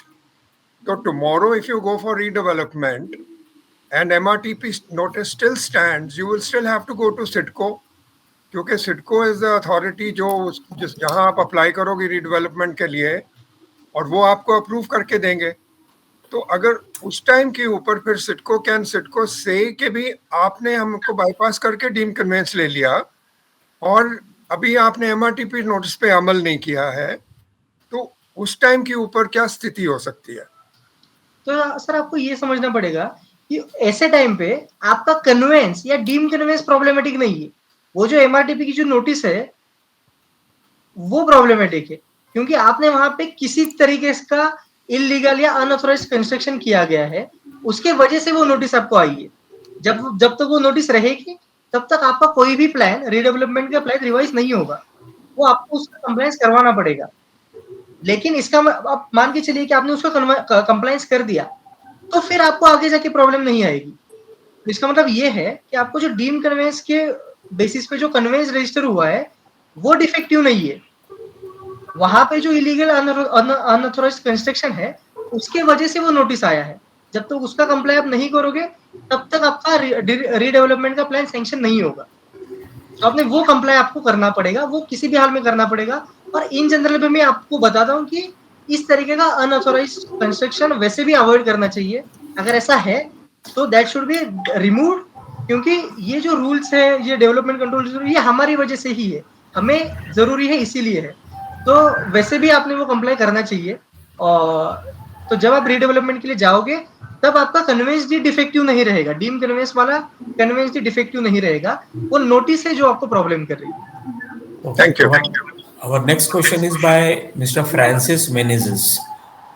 Mr. Francis Menezes. Yes, sir. This is regarding Mada plot. There are two buildings in the plot. One is ownership, another is tenanted. So in this case, deemed conveyance is required. तो sir देखिए, महाड़ा से ऐसा होता है कि जो हम MOFA के अंडर डीम कन्वेंस जो करते हैं, तो बेसिकली जो महाड़ा की प्रॉपर्टीज है वहां पे मोफा एप्लीकेबल नहीं है, क्योंकि महाड़ा का जो एक्ट है उसमें मोफा को एग्जाम किया गया है। तो इसीलिए आपका जो ट्रांसफर होगा वो by way of lease deed होगा। तो वो you have to get this lease deed in the name of the society. तो आप Sales deed and lease deed both are there. Sorry, Lease deed and sales deed are there in one plot, A being B. तो अगर दोनों के है अलग अलग तो फिर आपको फिर से वो प्रोसेस करने की जरूरत नहीं है, वहां पे बस आपको ट्रांसफर भाड़ा के रिकॉर्ड में वो ट्रांसफर करवाना जरूरी है। वो आप you should check that. Okay. Our next question is by Mr. Sadhale. Mr. Sadhale. हाँ, यस सर। मुझे ये पूछना था, हमें अभी deem conveyance process Mr. File Sadhale, किया आपका था। प्ले, आप अपना वीडियो ऑन करिए सर। हमारा फॉर्मेट है, वीडियो ऑन नहीं है तो हम लोग we are not taking questions. Just a minute. Okay sir, there is some आप थोड़ी देर टेक्निकल के बाद में आ जाइए, थोड़ी देर के बाद में आ जाइए। Next question is by mister Prashant Savarkar. Mister Prashant. अभी हो गया है वीडियो। हाँ सर, चिन्मय जी, आप थोड़ी देर के बाद में आ जाइए सर, मुझे अपने इनवाइट कर लिए। हाँ चिन्मय जी, सबसे पहले आप सब लोगों का धन्यवाद। आपने इतना अच्छा नॉलेज शेयर किया, इतना अच्छा उसमें बाइफरकेट करके समझाया, और दोनों एक्ट का मिला के जो आपने बताया है बहुत ही बढ़िया है। उसके लिए सबका धन्यवाद। पहले my question is related to only one thing, being a civil lawyer, whenever we are going to file civil suit or any question relating to both of these, because we already know MOFA and RERA are parallel, and MOFA is still live. If I think MOFA is still live, and there is no overriding effect of the both. So when it comes to go to the consumer forum, or when it comes to go to the civil court, one of the problem is regarding touching the business of society in cooperative 164. Now whether there is any provision regarding RERA or MOFA that you have not authority to go to civil court, or there is any specific express bar or any subject which is under this, when it create the dispute, is to be not deal with civil court. Is there any specific in your mind regarding this, so that we can go easily to civil court also, and so parallel by side this to DDR also, or joint registrar or so and so, and if possible cooperative court. Correct. तो MOFA का RERA का section 89 है जो बार करता है civil court का jurisdiction, ठीक है। लेकिन उसके पहले की जो सेक्शन है, सेक्शन 87, 88 जो रेरा की सेक्शंस है, उसमें बहुत क्लियरली ये चीज दी गई है कि जहां पे ओवरराइडिंग, जहां पे एक दूसरे का कॉन्ट्रडिक्शन नहीं है, वहां पे दोनों एक्ट की रेमेडीज का, दोनों एक्ट एप्लीकेबल है, और उसके रेमेडीज में आप जो भी केस है वो इनिशिएट कर सकते हो, ठीक है। दोनों इसमें। तो अगर रेरा में भी कोई प्रोजेक्ट है, फिर भी आप सिविल कोर्ट में आप एक्शन इनिशिएट कर सकते हो। अब जबकि हमारा आज का टॉपिक है डीम्ड कन्वेंस, तो उसके बारे में जब हम बात करेंगे, तो जो लैंड रिलेटेड जो भी क्वेरीज होती है, जैसे हम कन्वेंस में लैंड की ओनरशिप सोसाइटी अपने नाम पे करवाना चाहती है, करवाने का ट्राई करती है, रिलेटेड टू सेम इशू। हाँ, तो उसी इशू को लेके हम आगे बढ़ते हैं। तो whether society go to the civil court, अगर जो भी एरिया का मामला है, इसके बारे में अगर कोई भी डिस्प्यूट है, तो society definitely can go to the civil court, क्योंकि लैंड के बारे में और एरिया के बारे में कोई भी कमेंट करना, कोई भी ऑर्डर पास करना, ये रेरा की जुरिस्डिक्शन में नहीं है। रेरा का जो जुरिस्डिक्शन है, रेरा की जो पावर्स है, वो बहुत अच्छे से बाउंड्री वहां पे सेट की गई है। तो जबकि हम लैंड के रिलेटेड जाते हैं, या फिर कोई भी प्लान रिवाइज होता है विदाउट कंसेंट, तो वहां पे हमें बिल्डर को भी पार्टी करना पड़ता है, प्लान सैंक्शनिंग अथॉरिटी को भी पार्टी करवाना पड़ता है। तो ऐसे मामलों में जब भी रेरा को कोई अथॉरिटी नहीं है कोई भी ऑर्डर पास करना, इसीलिए the civil court has the powers, and we can definitely go to the civil court. उसके लिए अलग अलग जजमेंट्स भी है, तो उसका यूज करके, अलग अलग साइटेशंस यूज करके, क्योंकि होता ही है कि सिविल कोर्ट में सबसे पहले बिल्डर का एडवोकेट ये बोलता है, the civil court does not have the jurisdiction, authorities use करके we can definitely go forward. और ये होता है, अलग अलग केस में हुआ। उसमें एक डिफेक्ट और है, Mr. Prashant, we are taking only one question. Okay. Per member. अगर हमें लास्ट में अगर समय मिले, can it be possible? Mr. Prashant, we will take up your supplementary question at the end if we have time. Okay. Sorry, sir, but there are other friends also waiting. Okay. Mr. Kalyani, sir, मुझे DDR के पास में नहीं जाना है convince के लिए। मुझे DDR के पास में कन्वेंस के लिए नहीं जाना है। पर section 3 consumer protection act additional remedy, alternate remedy नहीं है सर, एडिशनल रेमेडी, तो मैं कंज्यूमर कोर्ट में भी जा सकता हूं। आपने जस्ट कंफर्म किया डिस्ट्रिक्ट रजिस्ट्रार के पास में नहीं भी गए तो भी चलेगा, सिविल कोर्ट में भी जाके कन्वेंस के लिए कर सकते हैं, because there are different parameters to go to civil court which has got vast jurisdiction, whereas vis-a-vis the district registrar which has got very limited yes no वाला jurisdiction DDR 4 के पास में, DDR के पास में है, और लगभग विदाउट jurisdiction सिविल कोर्ट के पास में। सर इस पे आप टिप्पणी करिए please, advocate Kalyani sir. Yes, तो सर आपने जो बोला वो डेफिनेटली 100% सही है। ये एडिशनल रेमेडी है जहां पे आप कंज्यूमर कोर्ट में भी जा सकते हो, सिविल कोर्ट में भी जा सकते हो। अगर आपका प्रोजेक्ट रेरा में रजिस्टर्ड है तो रेरा में भी जा सकते हो। तो वहां पे डीम कन्वेंस में डीडीआर में होता यह है कि डीडीआर खुद आके आपका कन्वेंस डीड रजिस्टर करा देती है इन शॉर्ट। लेकिन जब आप कंज्यूमर कोर्ट, सिविल कोर्ट और रेरा में जाते हो तो ये अथॉरिटीज बिल्डर को डायरेक्शन इशू करती है कि आपने ये सोसाइटी का कन्वेंस डीड रजिस्टर करवाना चाहिए। तो ये डायरेक्शन के लिए आप डेफिनेटली ये अलग अलग अथॉरिटीज के पास जा सकते हो, उनको ये चीज एंटरटेन करने का जुरिस्डिक्शन है। अब अगर ये ऑर्डर होने के बाद भी बिल्डर ने ये चीज नहीं की तो क्या? तो जैसे भी नॉर्मली कोई भी कोर्ट ऑर्डर का हम एग्जीक्यूशन में जाते हैं, जिसको नॉर्मल भाषा में दरखास्त बोलते हैं, एग्जीक्यूशन पिटिशन हम लोग फाइल करते हैं, तो ये चीज कर सकते हैं। एग्जीक्यूशन पिटिशन में the court appoints a court commissioner और वो कोर्ट कमिश्नर आपको आपका कन्वेंस डीड रजिस्टर करवा देगा। इस हिसाब से भी आप अप्रोच कर सकते हो। कल्याणी सर, एक चीज और है, जैसे हमने चर्चा किया डिस्ट्रिक्ट रजिस्ट्रार, ये स्नो वाला authority, global authority civil court, compensatory damages authority consumer court. अब मैं जाना चाहता हूं क्रिमिनल कोर्ट में। आपने मुझे कन्वेंस दिया नहीं। प्रशांत जी, शायद आपका प्रश्न का उत्तर घुमा फिरा के मैंने पूछ लिया हुआ है और कल्याणी सर ने क्लियर कट दे दिया, पर अपने दोस्तों के लिए हम अब क्रिमिनल कोर्ट की तरफ जाना चाहते हैं और कल्याणी सर का व्यू हम लेना चाहते हैं उस चीज के बारे में। तो मैं अब ये 3 अथॉरिटी को छोड़ के मुझे अब क्रिमिनल कोर्ट जाना है। क्या कोई प्रोविजन है आईपीसी, सीआरपीसी या और किसी एक्ट में जो आपके तजुर्बे में आया हो, उसके बारे में थोड़ा सा नॉलेज दीजिए सर। ठीक है, तो जहां तक हम लोग जिस तरीके से मेरी प्रैक्टिस में मैं इस तरीके से करता हूँ कि मोफा का जो सेक्शन 11 है जहां पे ये कन्वेंस का प्रोविजन दिया गया है, मोफा के सेक्शन 13 में ये एक प्रोविजन है जो क्रिमिनल रेमेडीज बताता है। तो अगर मोफा के जो सेक्शन 3, 4, 5, 7, 9, 10, 11 इसमें अगर कोई भी वायोलेशन होता है तो मोफा के सेक्शन 13 के अंदर, मोफा के सेक्शन 13 के अंदर उसकी क्रिमिनल लायबिलिटी दी गई है। तो बिल्डर के against MOFA section 13 read with section 11 builder के अगेंस्ट एफआईआर रजिस्टर हो सकती है। अब एक बार आप एफआईआर रजिस्ट्रेशन के लिए पुलिस स्टेशन जाओगे तो बिल्डर के अगेंस्ट एफआईआर रजिस्टर होगा, उसको या तो इम्प्रिजनमेंट होगी या फिर बेल मिल जाएगी या फिर जो भी वो आगे का प्रोसीजर होगा। लेकिन इसमें बिल्डर ने कन्वेंस करवा के देना चाहिए, उसको डायरेक्शन दी जानी चाहिए। अभी तक इस तरीके का कोर्ट का कोई ऑर्डर नहीं आया।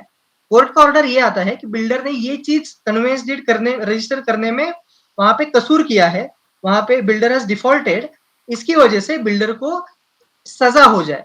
बस इस तरीके से अभी तक कोर्ट के ऑर्डर आए हैं। लेकिन ऑफ द रिकॉर्ड ये भी होता है कि बहुत बार एफआईआर रजिस्टर हो जाए, इसीलिए बिल्डर सोसाइटी के पास आता है, बोलता है कि आपको अगर ये एफआईआर कन्वेंस डीड रजिस्टर करवाना है तो हम करवा के देंगे, आप एफआईआर रजिस्टर मत करिए। तो होगा तो आउट ऑफ द कोर्ट ये इस तरीके का फायदा होता है जहां पे बिल्डर कॉम्प्रोमाइज के लिए, सेटलमेंट के लिए आता है और आपको कन्वेंस डीड का जो भी अपना मोटिव है वो वहां पे कंप्लीट होता है। तो इस तरीके से भी इसका हम बोल सकते हैं ये प्रोसेस इनिशिएट करके हमें फायदा मिल सकता है। Yes sir, there are other ways also, but हम अभी नहीं चर्चा करेंगे। हम अगला प्रश्न लेते हैं एडवोकेट अनिल पथराविक से। Good evening sir. Chinmay ji, मेरे को एक पूछना है कि सबसे पहले जो इम्पोर्टेंट पार्ट आता है वो आता है finance collection from the society members. अभी यहाँ पे 2 पार्ट है। एक पार्ट जहाँ पे हमने ऑलरेडी स्टैम्प ड्यूटी और रजिस्ट्रेशन भर दिया था जब हमने फ्लैट खरीदा है। उसके अलावा ये जो कन्वेंस डीड करने वाले या डीम कन्वेंस करने वाले हैं तो उसका कैलकुलेशन कैसे होता है?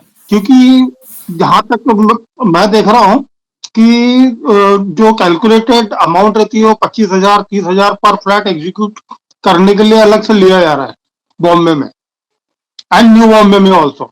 तो एग्जैक्ट, और काफी लोग नाराज है कि ऑलरेडी हमने जब स्टैम्प ड्यूटी रजिस्ट्रेशन भर दिया है फिर से 25-30 हजार रुपए क्यों ले रहे हैं?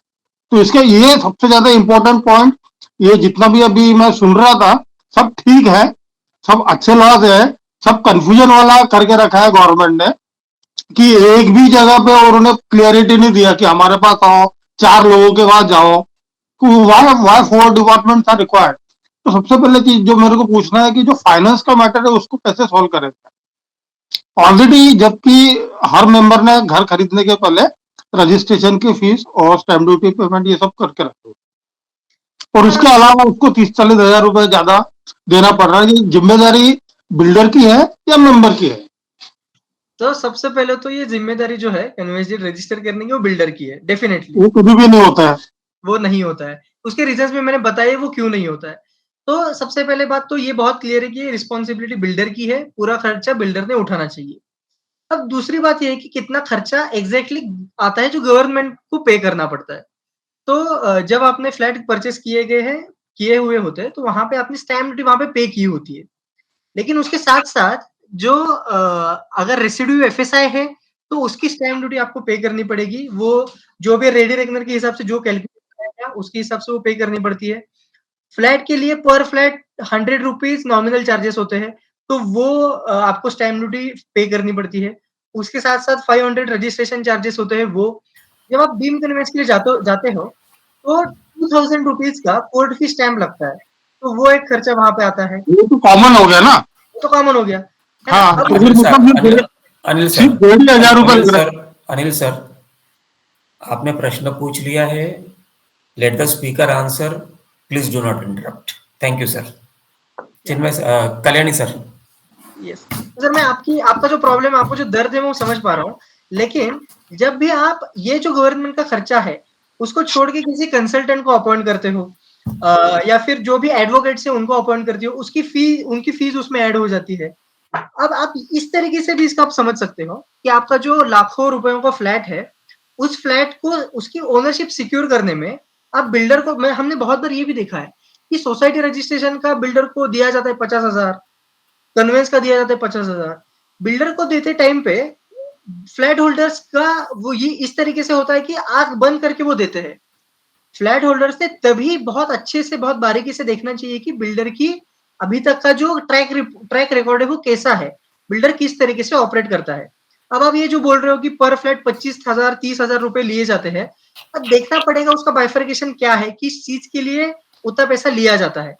लेकिन अगर उसमें फीस इन्वॉल्व है, तो फीस का ये है सर कि आप जिस भी एडवोकेट या कंसल्टेंट को अपॉइंट करते हो, उसकी वो फीस रहेगी।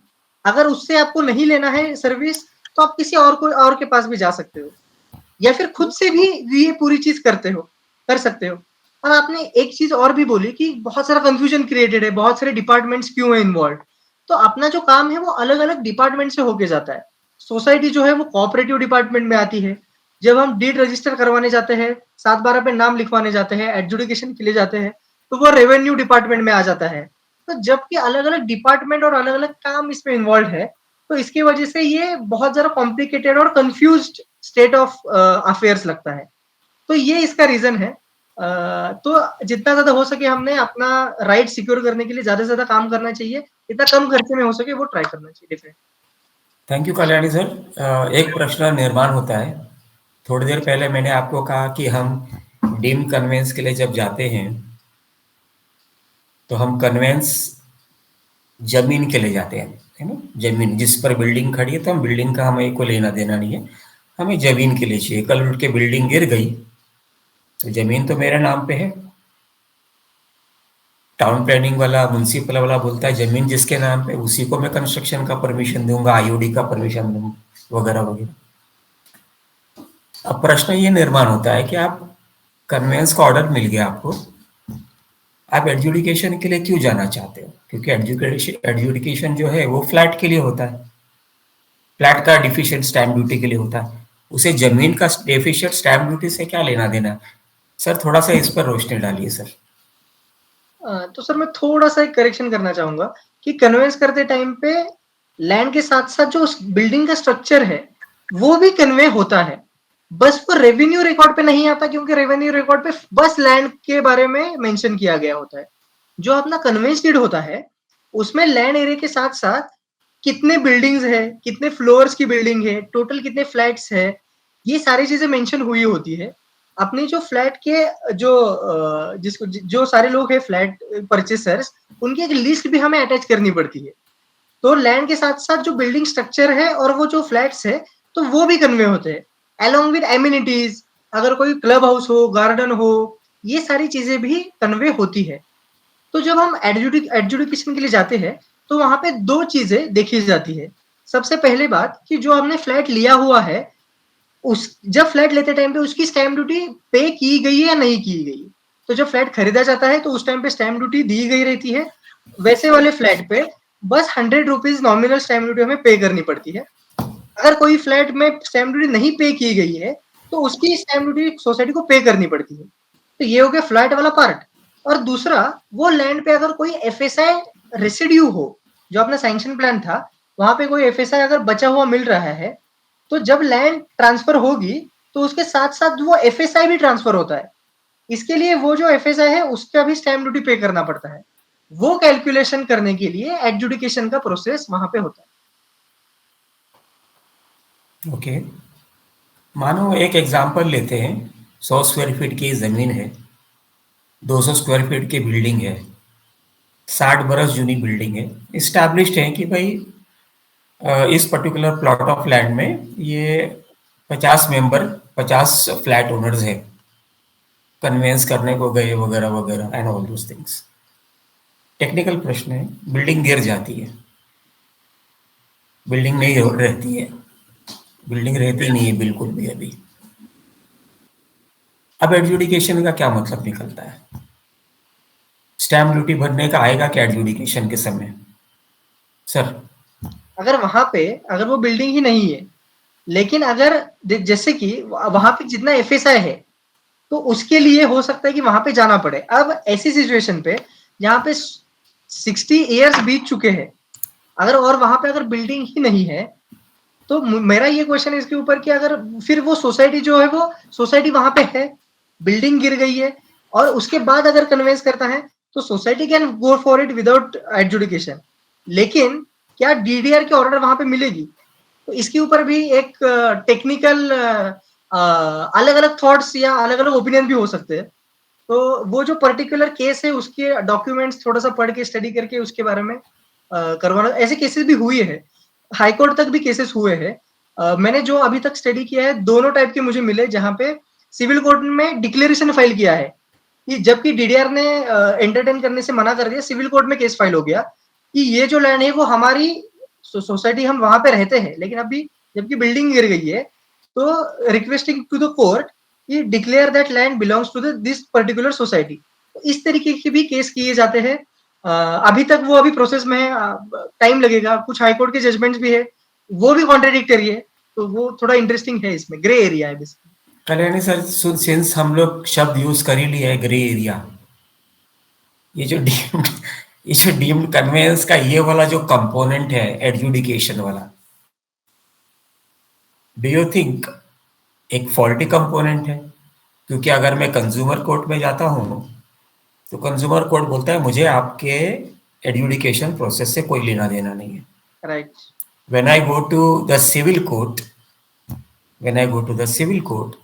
the civil court also says, I am not bothered about all these things.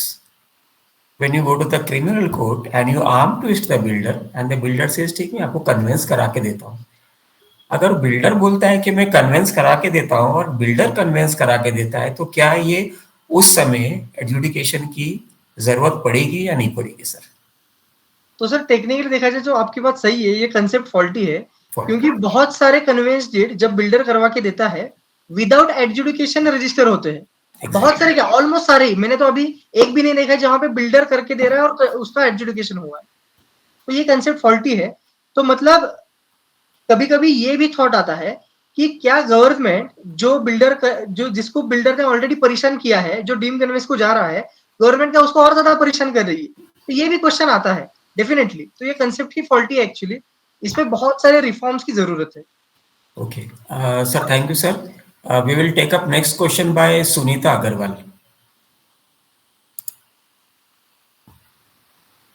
Sunita Agarwal. Yes sir, नमस्कार सर, आपने बहुत अच्छे से एक्सप्लेन किया, लेकिन मेरा क्वेश्चन डीम्ड कन्वेंस के लिए नहीं है, कन्वेंस के लिए है। अगर आप परमिशन दे तो मैं पूछ लूं? Go ahead please. Thank you sir. Sir, हमारे यहाँ पे डीड ऑफ कन्वेंस हुआ है, बिल्डर ने करके दिया है, वो रजिस्टर हुआ है डिप्टी रजिस्ट्रार के ऑफिस में। लेकिन सर उसमें वो 7/12 के इस पे तलाठी में कोई एप्लीकेशन भी नहीं दिया गया कमिटी ने उसको चेंज करने के लिए नाम।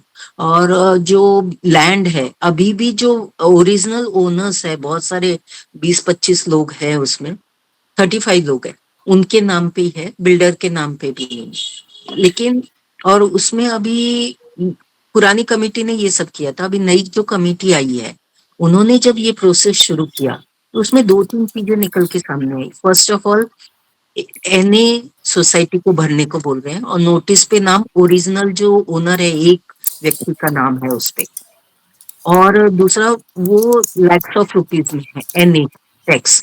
सेकेंड थिंग इज दैट के जो डीड ऑफ कन्वेंस हुआ है उसमें 2 जो ओनर्स है उनके नाम मिसिंग है, तो अभी ये सब प्रॉब्लम आ रहा है। और सेकेंड थिंग जब उन्होंने कन्वेंस करवाया था तब उन्होंने कोई जनरल बॉडी मीटिंग नहीं ली थी, कुछ नहीं किया था और लैक्स ऑफ रुपीज उन्होंने खर्चा किया। कल्याणी सर। तो सर तो मैम मैं कन्वेंस के बारे में आपको ये बताना चाहूंगा, जो आपका पहला क्वेश्चन है एनए टैक्स का, तो जी। स्टार्टिंग में ये मैं आपको क्लियर करना चाहता हूँ कि आपने एनए टैक्स भरना चाहिए। कब भरना चाहिए, किसने भरना चाहिए?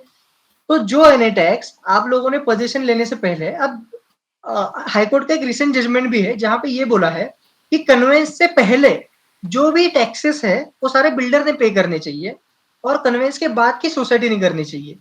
तो जो भी एनए टैक्स है वो पोजीशन के पहले का है, बाद का है, कन्वेंस के पहले का है, तो ये सारी चीजें आपने देखनी चाहिए। जो उसके पहले का टैक्स है वो बिल्डर ने पे करना चाहिए। You should make the builder पे दैट टैक्स। अगर वो बिल्डर नहीं पे कर रहा है तो आप कंज्यूमर कोर्ट या फिर जो भी सिविल कोर्ट अलग अलग अथॉरिटीज है वहां पे बिल्डर के अगेंस्ट कंप्लेंट करके वो करवाने के लिए आप कर सकते हो। अब दूसरी बात ये मेरा पर्सनल एक्सपीरियंस है कि जब हम सोसाइटी का नाम 7/12 पे इनकॉर्पोरेट करने के लिए जाते हैं और बहुत बार तलाठी ये बोलते हैं कि एनए टैक्स पे करो, उसके सिवा हम लोग नहीं करेंगे। लेकिन एनए टैक्स पे करना जरूरी है, ये चीज मैं मानता हूँ, लेकिन अगर उसके लिए आपको रोका जा रहा है कि आपका नाम इनकॉर्पोरेट नहीं होगा तो ये गलत बात है। जो भी कंसर्न अथॉरिटी है, रेवेन्यू ऑफिस है, that can initiate a recovery procedure against that land कि वो अपना एनए टैक्स वसूल करे, लेकिन आपका नाम वहां पे इनकॉर्पोरेट ना करना ये गलत बात है। अब ये भी आपके लिए प्रॉब्लमेटिक होगा कि एनए टैक्स वहां पे बचा हुआ है और सोसाइटी का नाम वहां पे इनकॉर्पोरेट कर रहे हो। तो मेरा एडवाइस यही है कि आपने वो जो एनए टैक्स का है वो सबसे पहले क्लियर करना चाहिए। अब जब आपकी दूसरी बात आती है कि बिल्डर का नाम वहां पे नहीं है, जो लैंड ओनर का नाम है वो आपकी कन्वेंस डीड में नहीं है, तो उसके 2 रीजंस हो सकते हैं। या तो गलती से वो नाम वहां पे नहीं डाले हैं, अगर ऐसा है तो आपको करेक्शन डीड करनी पड़ेगी। विदाउट रजिस्टरिंग कन्वेंस डीड आप आगे नहीं बढ़ सकते हो। लेकिन अगर ऐसा है कि आपने नाम डाले थे लेकिन उनकी डेथ हो गई और उनके जो लीगल हेयर है उनका नाम 7/12 पे आया है, अगर ये केस है तो वो जो नए नाम आए हुए लीगल हेयर उनके ऊपर भी वो कन्वेंस डीड एप्लीकेबल है। तो वो थोड़ा डॉक्यूमेंट आपको देखना पड़ेगा अच्छे से, एडवाइस लेके फिर आपको आगे बढ़ना पड़ेगा। Okay, thank you, Kalyani sir. Our next question is last question we are taking for today is by Mr. Ratnakar Kamble. Mr. Kamble, please. Mr. Hello sir. Ratnakar Kamble. Good evening sir.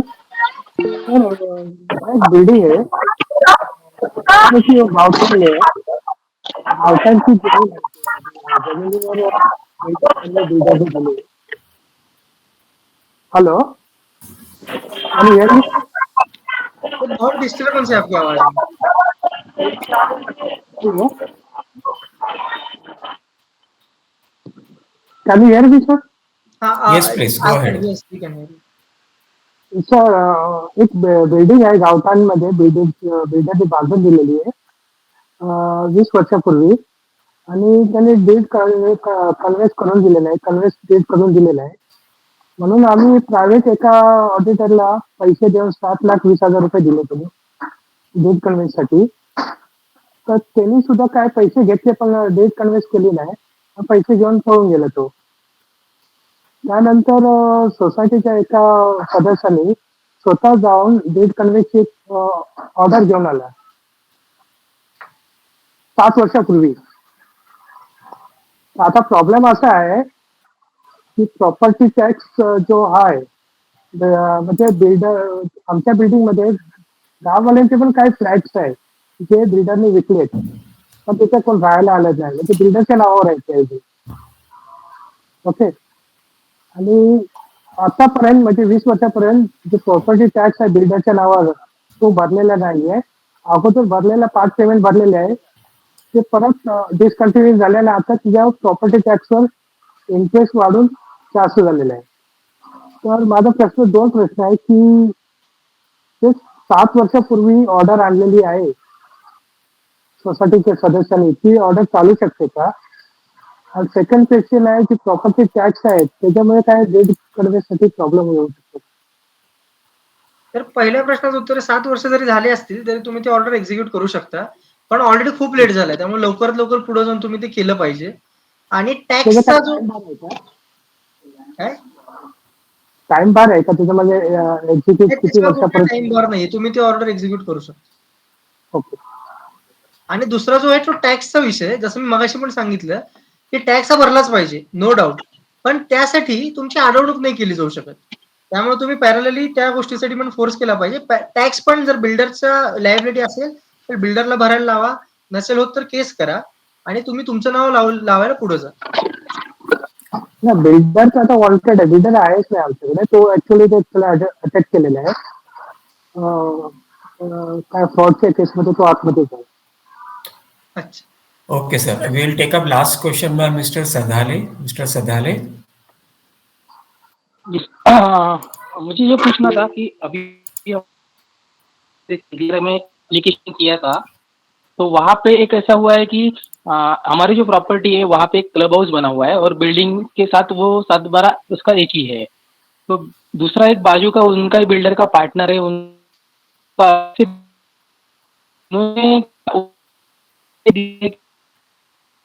कर सके, लेकिन ये club house का जो ओसी मिला है builder को वो टीएमसी में परमिशन के अपना जो डीसी रूल्स है 54G कि उस हिसाब से उनको मिला है। तो हमने एप्लीकेशन किया था कि ये 54G के अंतर्गत है, तो बाहर वाले जो दूसरी सोसाइटी है वो उसमें एंटर नहीं कर सकते। उस बेसिस पे हमने एप्लीकेशन किया था। डीडीआर ने ये रिजेक्ट कर दिया है एप्लीकेशन, सेइंग दैट कि ये आपका जो क्लॉज लिखा हुआ है एग्रीमेंट्स में तो आपको ये सिविल कोर्ट में जाना पड़ेगा। तो अभी हमारा ये क्वेश्चन है कि ये हम अगर सिविल कोर्ट में जाते हैं तो बिल्डर शायद हाई कोर्ट में भी जा सकता है आगे लेके। तो इस केस में हमें आगे क्या करना चाहिए? डायरेक्टली हम हाई कोर्ट में जाके इसके लिए कुछ कर सकते हैं या पहले फर्स्ट सिविल कोर्ट में जाके terms and condition null and void कर सकते हैं? सर आपने सिविल कोर्ट में ही जाना पड़ेगा, डायरेक्टली हाई कोर्ट में आप नहीं जा सकते हो। अब बिल्डर वहां पे अपील करेगा नहीं करेगा ये पॉसिबिलिटी को ध्यान में रखते हुए अगर आप अभी डिसीजन लोगे तो वो गलत बात है। अगर कोई चीज कोई आपका जो राइट है वहां पे अगर वायलेट हुआ है तो आपने वो कोर्ट में जाना चाहिए, सिविल कोर्ट में जाना चाहिए, वहां पे केस करना चाहिए। आगे जो होगा वो आगे की बात है, लेकिन पहले जो फर्स्ट स्टेप है वो आपने लेनी चाहिए डेफिनेटली। ओके। और उसी रिगार्डिंग एक क्वेश्चन है कि अभी जो मैनेजमेंट कमेटी है, अभी वो अगर ये ऐसा ऑर्डर आया है तो वो बोल रहे हैं कि हम बिल्डर के साथ कुछ सेटिंग करके अगर हो सकता है तो उनसे कन्वेंस ले लेते हैं, लेकिन वो बिल्डर कुछ टर्म्स कंडीशंस पे अड़ा हुआ है। तो उस केस में अगर जो कुछ अदर पब्लिक है वो मिलके डायरेक्टली कुछ सिविल कोर्ट में एप्लीकेशन कर सकते हैं? तो सर कैसा है, आपको कोई भी डिसीजन सोसाइटी का जो होगा वो कमेटी या चेयरमैन सेक्रेटरी 2-4 लोग नहीं ले सकते। ये जो पॉलिसी में कन्वेंस के बारे में जो भी डिसीजन है तो वो जनरल बॉडी मीटिंग में लेना पड़ेगा। जो जनरल बॉडी मीटिंग में डिसाइड होगा वही चीज से आगे बढ़ेंगे। अगर जनरल बॉडी में ये डिसाइड होता है कि बिल्डर के कुछ टर्म्स एंड कंडीशंस है, हम ये चीज मानते हुए कन्वेंस लेंगे, तो उसी हिसाब से सोसाइटी आगे डिसीजन लेगी। अगर ये डिसाइड होगा कि बिल्डर के टर्म्स एंड कंडीशन नहीं मानते हैं और कोर्ट में जाना है तो वही डिसीजन फाइनल रहेगा। Thank you, sir. We will तो अभी conclude जो today's डीडीआर का webinar. ऑर्डर आया है, Sir, we will just conclude minute webinar. Sir. 1 minute. We are not taking any supplementary questions, sir ji. We have already run out of time. I like to thank Advocate Kalyani sir for all the information and other technicalities he has mentioned, and also thank you Kalyani sir for discussing certain out of the box technical questions for the benefit of all our members over here. Thank you once again, Kalyani sir. Now we will conclude our today's webinar. With the permission of all our friends here, we will conclude today's webinar. Thank you all friends for attending and supporting this knowledge and experience sharing webinar. Wishing all friends a healthy and peaceful life forward. Thank you everybody and bye-bye. Thank you so much. Thank you sir.